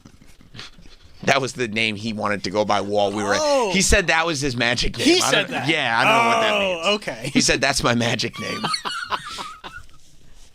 So I said, listen. I said, I'm not gonna make you do anything you don't want to do. But our Tinkerbell said specifically, this is going to be one that you are going to be able to enjoy. You are going to like this. I have not ridden this ride. Here's what it is. Here's what it looks like. I've shown him like YouTube videos of what it is. I go, you love motorcycles? He goes, I do love motorcycles. I go, remember when we go to the arcade? What are the video games that you like to play? He's like, when we're on the motorcycle. I go, right. I go, this is like a roller coaster, but you're in a motorcycle. He goes, all right, let's do it. It's quick. It's smooth. And I said, it also, this is very smooth. It's not rickety. It's brand new. It's very fast, but it's smooth. Doesn't go upside down. Did you tell him it's dope as shit? Well, I didn't know that for a fact. Okay. You didn't want to misspeak. I said, Tinkerbell says it's dope as shit, but I can't speak to that. And he goes, okay. And he's like terrified, right? Like he's like gripping onto my hand, and he's 9. So it's not like we walk everywhere holding hands anymore. Like, when he was 5 or 6, yeah. He's a 9-year-old dude now. But he's holding my hand on that line. I get that. Psyching himself up. Oh, and he's terrified. Mm-hmm. And I go, are you going to yell on the ride? And he goes, yeah. Yeah. He goes, are you going to yell? I go, yeah, we're going to yell. I go, yell. I go, at top of your lungs. He goes, okay. Whatever word you want. Yeah. And he goes, okay. And whatever, we had the fast pass, so we didn't have to wait long. And I go, this is a very popular ride. And I'm like asking, there's other kids online. I go, have you ridden this before? So smart. Yeah. They're like, oh yeah, I rode it this morning. I'm 8, like blah, blah, blah. Mm-hmm. He's like, okay. Other kids will make him feel better. And then in turn, he's going to make other kids feel better when he gets to return that favor. Right. Like we went through that whole thing with Riley. You pay it forward. Yeah. You go, okay. And he's terrified. He's terrified, but in like the right way. And I started to get like high off of this because I don't have ride anxiety anymore. Oh, I thought you were getting high off the fact that your kid was terrified. Oh, I loved it. I started striking fear into his heart everywhere we went. Show him your new chainsaw hockey mask. Oh my God, this is great. Like, I started setting an alarm for like 2 o'clock in the morning, and I just go, oh, it feels so good. Thanks, son. They're crying. All right, go back to sleep. Just needed a fix. No, I was like, I don't get that ride anxiety anymore, but I was like, oh, I remember this. This is great because you know the payoff at the end. Mm-hmm. And but also, then I started getting anxiety because I was like, oh, God, I hope this pays off. Right. You know what I mean? Because it's good to do this right now, because if this doesn't work, I'm not going to convince him to do other rides. Sure, absolutely. Right? Yeah. So I go, okay. And then when we get on the ride, right, and it really is like, it's like you're on a motorcycle, and it's like the thing is on your back. So you're not strapped in, but it's pressing down. For an adult, it's like kind of on the small of your back. Yeah. So it's one of those where you're like, I love a ride where you're like, I don't think I'm strapped in here. But they have it's ergonomically designed, and they know what the gravity is, so you are. Well, I guess I'm okay. But yeah, your whole back is out. Like for kids, it pretty much is covering their whole back. But I go, okay. And then, bro, that thing just takes off. And then it slows down, and then it takes off like crazy when you go outside. And it's like relentless after that. Like it's super fast, and it's fast the whole time. And I was like, shit. Like as it's going, I was like, this is a blast, but this is a lot. Yeah, no. I go, this is going to tell the story. And I'm looking over, and his eyes are as big as saucers, and like he's screaming and everything. And I'm like, okay, I don't know for sure right now if he's losing his mind. I mean, it's literally one of my favorite photos. Yeah. Yeah. You can show them. If he's like losing his mind in a good way, or he's like, what the fuck did you do? And so the ride finally stops. And he goes, oh, that's awesome. Right. And I looked over at him, and he looks at me, and he just goes, okay, that was awesome.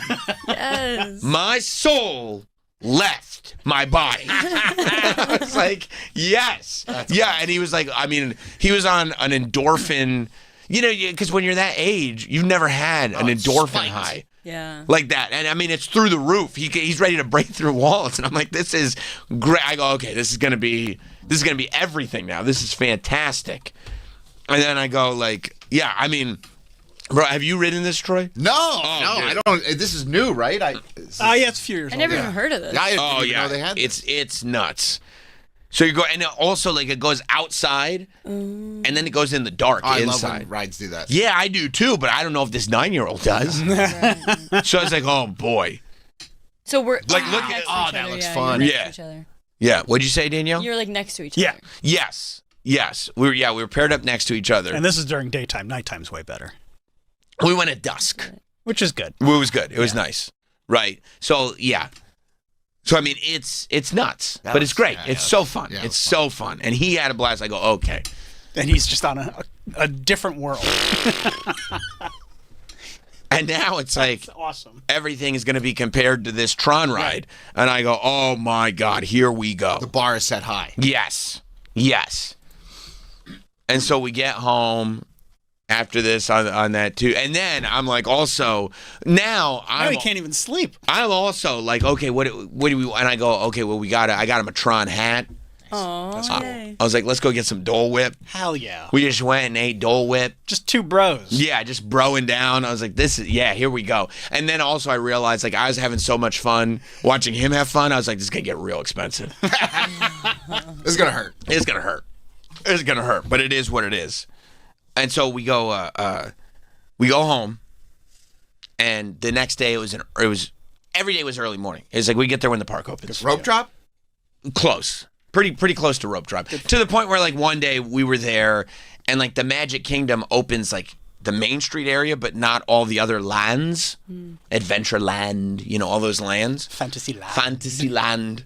And so we're sitting there like those. I was there for rope drop. That's great. Yeah. That is rope drop. Right. Okay, so rope drop. Then yes is the answer. Good for you. Right. That's with 3 kids. You have to do it that way. Right. And so we get to Epcot the next morning. It's a great park. First thing. And I go, okay. We got to do test track. Oh. That's the first thing. I go, because Test Track is the ride where I mean, it used to be like a real commercial for Chevrolet or whatever owns it, General Motors, I guess. And where it was like, you're actually like taking a car through all the tests, and the last one is this speed test. And it just gives you this real quick loop of like 65 miles per hour outside the thing. Yeah, you're almost one of those like crash test dummies, yeah. Now... The good ones, not the ones from the 90s. Oh, right. Okay. American crash test dummies. The cartoons. Not the goof band. Now it's like they redesigned the ride to make it way more fun. So like the inside part is now way faster than it used to be, and the outside quote unquote speed test is like 6 times as long as it used to be. Like they built a whole track around it, which is great.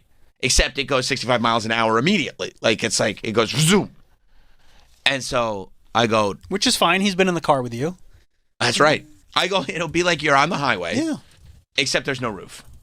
And I go, and we're not in full control of it. But I go, but like Tron was super fast. Yeah. So I go, we got to do this. And so he's down. He's down. He's down. Does he at this point? Does he like have no more fear? No, he's got fear of every ride. Okay. But he'll do it. But he knows that it paid off last time. So he's like, okay, I'm going to do it. And he can trust you. He trusts me. He's going to do it. He's afraid before every ride. That's fine. And I go, this is great. I love this. Mm-hmm. And so, I mean, and it's like, look, it's going to take whatever it is, an hour. And even when we get there early. You had to wait in that line. It's an hour and 10-minute wait. Ugh. But I was like, it'll be worth it. Most of it's inside. The part that's outside, it's like 8:30 in the morning. So it's not high noon yet.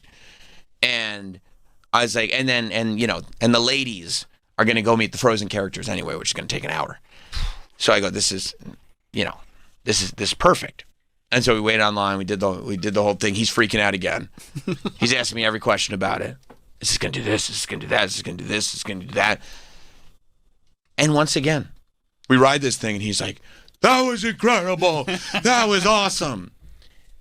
And then I made a huge mistake of going like, okay, well, now we got that Tron hat. I was like, we're going to the gift shop. And I'm so psyched that I'm like, we're doing stuff. Like, you're doing these rides. This is amazing. Yeah. And I go, oh, there's a pin. There's a pin for this Test Track ride. I go, bro, let's get a pin for every big ride we do. It's a great idea. He's like, that's a great idea. I thought the pins would be like $8. Oh, what'd they shake it down for? $20 pins. Oh, my goodness. Yeah, what are you, the 90s? I know. I thought it was the 90s. I thought, yeah. Yeah, so now I'm like, okay, now I'm kind of, and we've already committed to it. Now I'm stuck dropping 20 on a pin every time we go on a ride. Pin that costs like 30 cents to make. Exactly. You're like, come to think of it, no more rides. Yeah. We're going to cap it here. Yeah, you're good. Yeah. Plus, now we got to go back to Tron to get the Tron pin because we didn't get the pin. But so then, and then we rode some of the other rides. We had some nice chicken tacos in Mexico while we were there in Epcot. Rode the Ratatouille ride. Mm-hmm. See Figment? No, I didn't do anything Figment related. What? Why? Nothing, because it's stupid. No. It's dumb. What the hell? Nothing Figment. Nothing Figment related. I feel like that was a suggestion from your personal secret Tinkerbell. Well, actually, Justin in Colorado. What's up, Justin? Hey, Sam, this secret Tinkerbell service sounds incredible. Is there a way we can get in contact with them? Do you have their contact information? Yeah, you already did. 866-969-1969. If you want to get in contact with Secret Tinkerbell. That's the direct line? That's the direct line. Unfortunately, the service is only open Monday through Thursday, 8 a.m. to 11 a.m. Eastern. But that is how you get in contact. But there are DMs. And the DMs stay open and will be responded to. So, yeah. This should be a side hustle for you, dude. So no journey into imagination with Figment? Absolutely not. Oh. That was on the suggestion list. And also, unfortunately, sometimes Figment is a bit of a smart aleck because I was able to obtain the email that was not sent to me personally. Oh, he bypassed. And it said, Sam loves Figment and is very jealous of the Figment merchandise that I have obtained. And my wife asked me if that were true. I said it's not true. I don't have any love for Figment. I didn't even know what Figment was before this. No, Tinkerbell lied to you. What a rascal. That Tinkerbell. So yeah, we did Ratatouille Went home for a while. Pool time. Nice. How was the pool? Pool. I mean, it was like for the kids. Oh, but it was like fine. An adult area? I guess I don't know. I was there with the kids. There's a slide, right? Huh? There's a slide there at that pool. There is. There's right? a slide. I didn't go on the slide. I relaxed. Why don't you go on the slide? I don't want to go on the slide. You like slides? You have somebody get slides? I'm fine with. Did you go in the water? Do I or did I? Both. Yeah, yes. okay. Yes. You went in the pool. Oh yeah, I dipped. I took a dip. Okay, with your Speedo. Yeah. Why am I wearing Did a you wear a Speedo shirt? for nothing? No, I don't wear a shirt in the pool. I can't. I could picture that. Wearing a shirt in the pool? Yes. I mean, I can't. No, that's real wiener behavior. If you're obese, I understand. You got to do what you got to do. But if you're not obese, you're a wiener. Or hairy. My dad's really hairy, so he wears a shirt. Is that so the hair doesn't come off in the drain, No, or probably he's just 'cause embarrassed? Doesn't want to look like a probably. gorilla. Yeah, exactly. I don't know. If you're a big hairy dude, I mean, that's a very masculine trait.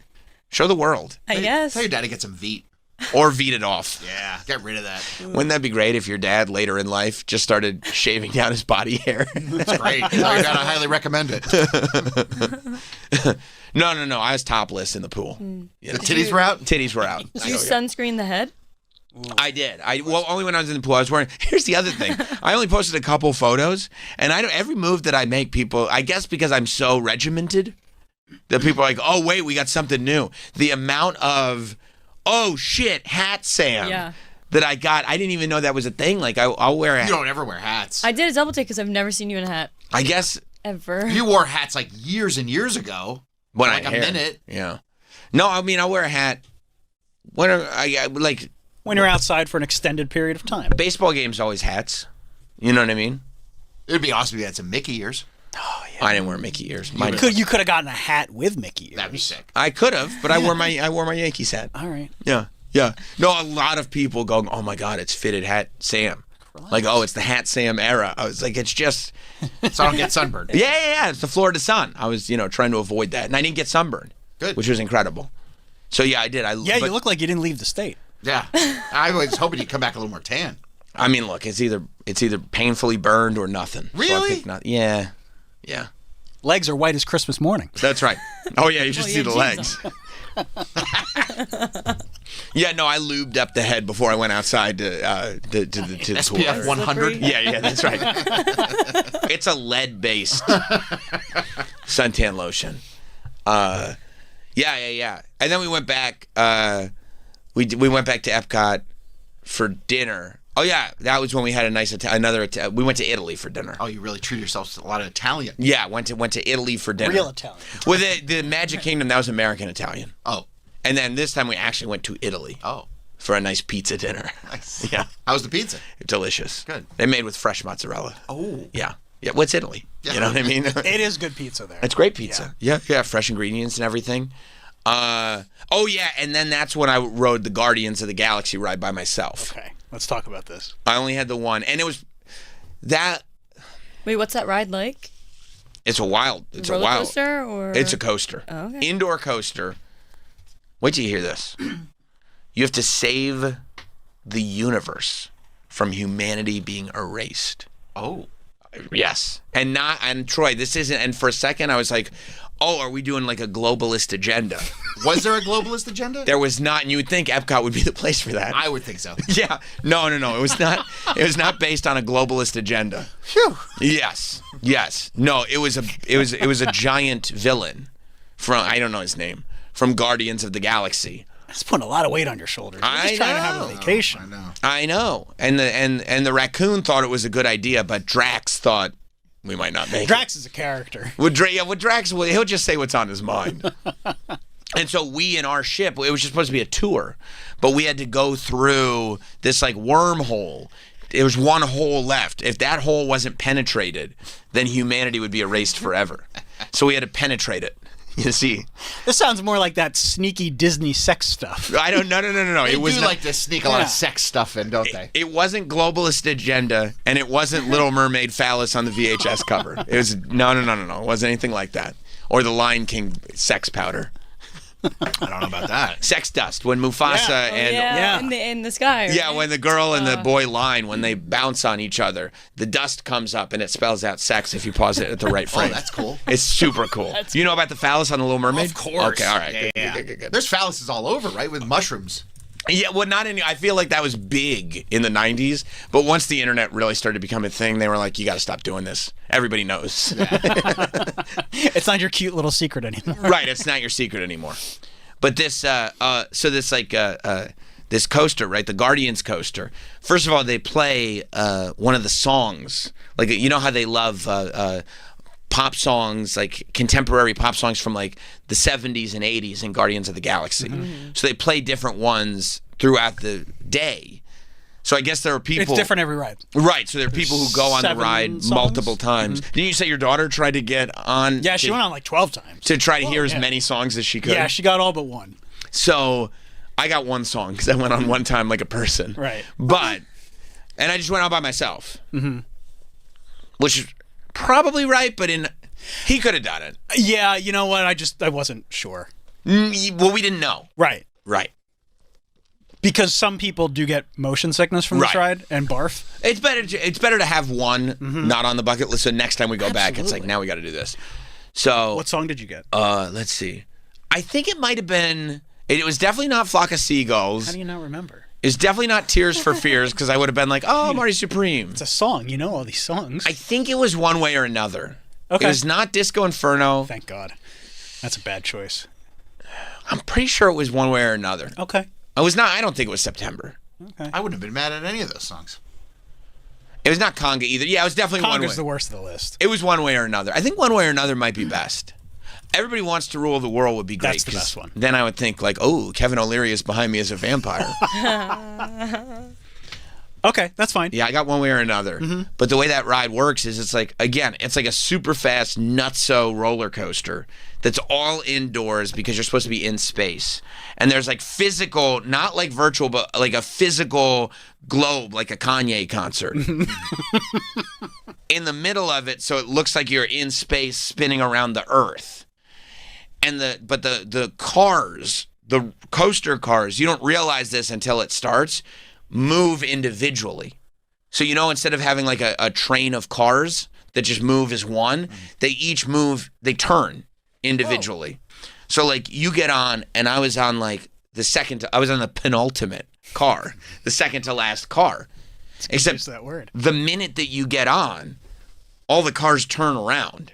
So you're now facing the opposite direction. So now I'm in the second car, and then it just pulls you backwards. Oh. It's the shit. It's my favorite ride I've ever been on. And then like you're going backwards, and then once you get on, like it shifts you so you're sideways facing the side of the track. So at that point, it doesn't matter who's in the front or the back anymore because you're facing the inside of the ride as opposed to the outside. You know what I'm saying? Yeah, interesting. Like you're sideways facing the inside of the track. And just like circling around. I don't even know if you go upside down. You can't even like really tell. I don't think so. I don't think you do. Who knows? I don't remember. And then it's just like nuts. It's like super fast the entire time. You change directions a couple times. You have no idea what the hell is going on or where you're at. Up is down, left is right. Right. Because the car's moving, so your whole center of gravity is off. Yeah, sounds fun. It's dope as hell.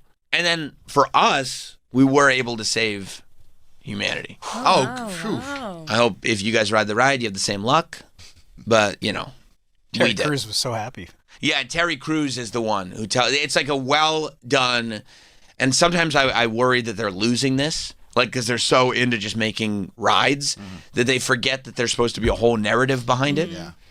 But this one has the full narrative where Terry Crews tells you what he needs you to do, and it blew my mind. They got the Guardians cast to get together and get all costumed up so they could make videos just for this ride. Which I guess I'm sure it's Disney World, it's part of the Disney deal. James Gunn was part of the whole thing too. Because it's got a story. They filmed all that while they were filming, I think, 3. Because it was such a successful franchise by then, clearly. Yeah.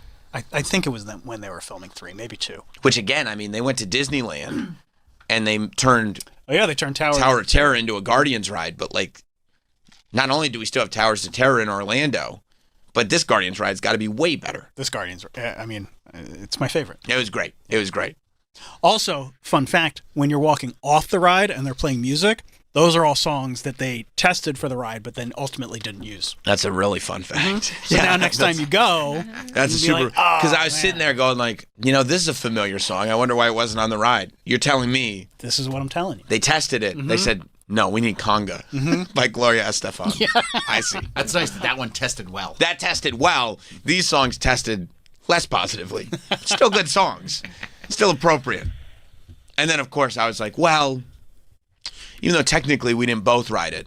You got the pin. Better grab the pin. You know what I mean? Better grab the pin, add it to the collection. And then, and then I met back up with the fam. And they all split, except I was like, listen, the night is young. And I looked at the kids. I said, look, she has to get back because we brought our 2-year-old, obviously. Sure. And so there was a lot of my wife, midday. It's like nap time is a certain time. Bedtime is a certain time. Like, you have to keep this kid on a schedule. And I was like, of course, yes, please. But I looked at the kids. I was like, listen, this Frozen Ever After ride, that's not the most crazy thrill ride ever, but it's an attraction. I go, it's got an hour wait right now. Who wants to hang out at Epcot? Good for you. And my son said no, but my 6-year-old daughter was like, let's do it. I'm good. I'm good to go. I was like, you sure? It's going to be late. She was like, I'm good to go. So I got to take her on the Frozen ride, wait another hour through whatever land Frozen comes from. That's, I almost said Norwegian. Norway, Arendelle, Norway. Yeah. And then, and then we did the Frozen. No, it's not in the Arendelle Pavilion.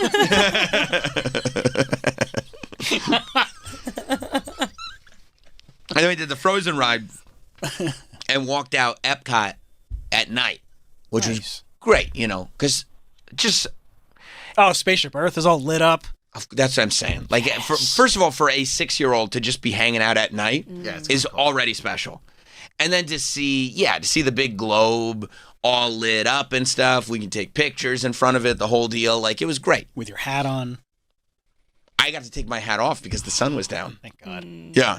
As a matter of fact, there's a picture that I posted on my Twitter, and I didn't realize, I might not have realized until after I posted it, but it's a picture of me in front of Epcot, in front of the big globe. But if you look down, you can see... That's a good pick. You see her head. Ears. You see her I ears. did ask if that was me. Her Mickey ears down there. Yeah, I saw somebody asked if it was you. They said that was your ears, and then somebody else photoshopped hot dog's eyes coming up from right next to me. Yeah, hot dog with his ears on. That's funny. Yeah. So that was her and her ears, but it was great. That way, Yeah, good pick, good lighting. You have good lighting on there. Yeah. They make it very photogenic there. It's perfect for photos. And plus, they got the photo pass now. That's right. Photo pass. What's that? So you have to do everything on the app, right? And so even the photos from your rides, they take a photo of you on the ride. It goes right to your app. The newer rides, somehow they just know you're on the ride, and I don't understand it. Face recognition, but go ahead. It must be maybe a globalist, whatever. Globalist agenda. I don't know. But they just know you're there. Because, even at one point, I got off, one of the rides and asked, the guy, I was like, is there, a PhotoPass thing here? And then he goes, it's already on your phone. Sam. I was like, what?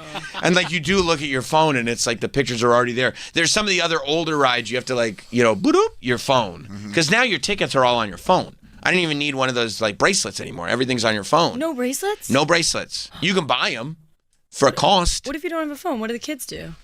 They're all on my phone. Oh, wow. So, yeah, they're all everything's on the phone now. So the pictures either show up on your phone or on some of the older rides, you scan it in front of the mouse. So it shows up and it's already bought? Don't you have to... No. Wait till you hear this. It's genius. Not only do those pictures show up on your phone, but throughout the park, everywhere, every great photo op, there's a professional photographer in front of the Epcot thing, in front of the Magic Castle, in front of the fucking, Tower of Terror Hotel, in front of all of it. There are photographers everywhere. And they're just like, yeah, we'll take pictures, do this, do that, do this, do that. And then you just scan your phone. And they're like, okay, they're on your phone. See you later. And then you get home, you have all these photos. I'm sorry, all these watermarked photos. Of course. See, I knew it. They have to do something, I'm right? sorry, all these low-res watermarked photos. And you're like, hey, these are all great photos, huh? I love these. I'm like, yeah, these are great photos. They're like, you should buy the photo pass. We'll give them all to you. They're already here. Do you want them? You like memories, right? I love memories. And I do like these photos. These are so much better than the selfies I took. I can't believe how good these photos are. So would they shake you down for a photo pass? I haven't bought it yet, but I don't know how. Do you know how much a photo pass is? You don't need to worry about that. Wow. Your wife didn't tell you?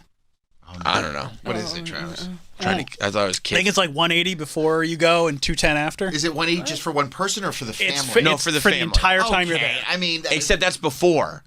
And then when you get home and you realize because nobody's ever purchased photo pass before. What are you talking about? You're not purchasing a photo pass before. Sure you are. Oh, like ahead of time. Yeah. I'm not doing it. Because it's cheaper. I would say. Yeah, but I go like this. I'm not a sucker. Yeah, I'm not I'll doing take that. selfies. I'm I not got doing a phone. photo pass. Yeah. And then you get home and you're like, look how good these photos are. That's 210. It's 210 to you. Smart, man. I know. I mean, how big is the watermark? I mean, it covers the whole photo. Oh, yeah, you can. Yeah. Man. You know. Yeah, 185 3 days in advance or 210. And that's for 2 photos or 2,000. I wonder if you could put an AI and just have them remove the watermark. Is there a way around it? Like Photoshop, maybe? I mean, but they're also low res. Oh. I mean, you can see them good on your phone, but they're not. You can't print them out or anything. No, they're not the real versions. The real versions. There are a couple rides that do them for free. So if you are staying, I think if you're staying at a deluxe resort, which you were, nice, you get free ride photos. Not all of them during your stay. Not Tron on Lightning Lane. Oh, free Lightning Lane rides. That makes sense. That's paid for that. That's probably There's right. something like that because I did notice that your Tron was watermarked, but others of yours weren't. That's probably right. Because I was keeping up. It's weird. That's it. No, you're a big fan of you. I appreciate that. He wants to make sure the experience was wonderful. That's right. That's right. So that's probably right. Right. So then the next day we went to Magic Kingdom, and that's when it was like, okay, it's on like Donkey Kong, right?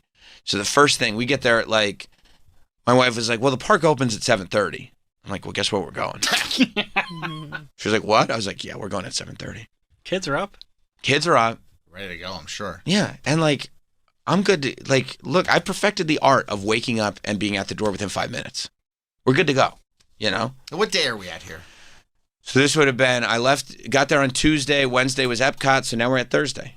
And we're at the Magic Kingdom. And so we go there when it first opens. And I go, okay, we have Fast Pass for the Haunted Mansion. Boom. For everybody. But I go, that's from 8:30 to 9:30. I go, let's go to Tiana's Bayou Adventure, the former Splash Mountain. Oh, I love that. Right away, because it's like 8 o'clock maybe. Mm-hmm. And even if it takes an hour, we still got time to get on this Fast Pass. Great Did idea. you eat before? Was breakfast like... Oh, yeah. I'm a huge breakfast eater. No, I mean the family, not you. No, we got... you see Sam eat breakfast every morning, right? we got food for the room. So we got like Entenmann's donuts. We got, we fueled them up. Smart. Yeah. You need sustenance, you know? Me? No, not you. Okay, because I'm built different. I don't know if anybody told you. So that we got, but that's when they pop up, like the 3 workers. They get in front of the crowd and go, "We're closed. Moose outside should have told you." They go, "There's a temporary delay on Tiana's Bayou Adventure." Right. And also, Big Thunder Mountain is closed, so you can't even pass that way. I go, okay. Well, right, because that's all there is back there. Right. Yep. So I go, okay, let's just go and let's go to the Haunted Mansion. So we went to the Haunted Mansion. Kids enjoyed the ride. They got a little freaked out when that room started extending. Oh, yeah. You know? Mm-hmm. It's real. It's real. Mm-hmm. Yeah. So, but that was all fun. And then I think we ended up getting, so we were looking, right? And it was already starting to get to be a scorcher. It was a hot day. And so we're looking and Plus probably extra hot for you. I was fine, believe it or not. Sweaty calves. Yeah. But fine. And, oh, man. And, you know. Can you imagine? Makes no sense. Just walking around in the Florida heat. I know. I like jeans. I like being and those are just the thickest jeans you can pop. You can get them thicker. I mean, you could bend those and they'll stay. They won't stay. They They're won't like stay. starched. Yeah. No, they're not starched. Yeah. It's probably like walking around like the Tin Man. No. Oh my God. It just with that, you just want to be as flowy and as light You as should get possible. linen pants. That's what I said. Pants. Yeah, but you said get linen pants and no underwear. And I said this is a family trip. And then come over. Yeah, no. They might be. Yeah. I don't know if they're an 18-ounce denim, but no higher There's than just that. no need for that in Florida. It just doesn't make any sense. I don't acquiesce to my surroundings. You My should. surroundings acquiesce to me. No. Okay, I'm in control here. That sun's going to be there whether you're there or not. Okay, this is crazy. This says for most typical Florida days, denim is widely considered a park day disaster. Yeah. Yeah, that's what I would have called you. Okay, the high risk of getting wet. Yeah, hey, there goes Park Day disaster. It wasn't at all. At no point, I thought I had a wonderful time. I did not feel like it was a disaster Maybe at the all. bald head like balanced it out. It's probably, but I had a breeze hat. on the I had a hat on. hat. I had a hat, Never a mind. wool hat. It's crazy. Keeping all that heat in. Yeah. No, that's true. That's true. Yeah, get some linen. Be light. I didn't need linen. I had jeans. Oh, it makes a difference. Yeah. I was fine. No, you weren't. Yes, I was. You said at 8 in the morning it was already a scorcher. Well, it was getting hot. It was getting pretty hot. It was hot down there, bro. It was hot. It was getting pretty hot. Yeah, I saw you in your Not Sam tank top. Bro, I live in my Not Sam tank top. Appreciate Thank that, dog. God you gave me that thing. Appreciate that, dog. Yeah.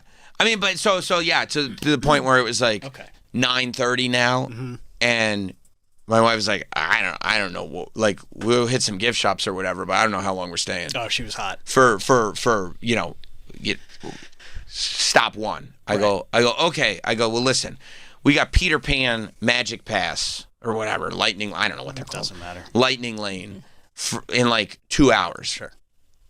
What if we just get online for Peter Pan right now? It's like a 45-minute wait. Oh. And then we'll get off before our Lightning Pass even starts. And so that's what we did. Oh. Right? And so we did that. We did Peter Pan. It was fabulous. Rode above the whole thing. It was amazing. Kids loved it. Kids loved it. It was for the children. Yeah. Kids loved it. It was fun. The 6-year-old could ride it. It was great. And then we split because we had Snow White and Winnie the Pooh Fast Pass the next day. Or that evening. Yeah. That evening. So we split, went back to the hotel, lunch, pool, great time. Peel off that denim. That's right. That's right. I did peel off the denim for a little bit before I peeled it back on. And that, well, it's not. No. So sweaty. It wasn't that stinky. Sweaty. No, it wasn't stinky. The whole crotch smells like ball sweat. I The don't- my back balls smells don't- like cheek sweat. Yeah. My privates don't sweat as much as you would think. Fecal. No, There's a lot of feek everywhere. No, there was no feek at all. Well, he's been eating Disney for 3 days now. Farting up a storm. I'm going to tell you the truth. Eating Disney and eating reg for me is not entirely different. Like, It's actually a dietary upgrade. Yeah. My diet really didn't shift all that much.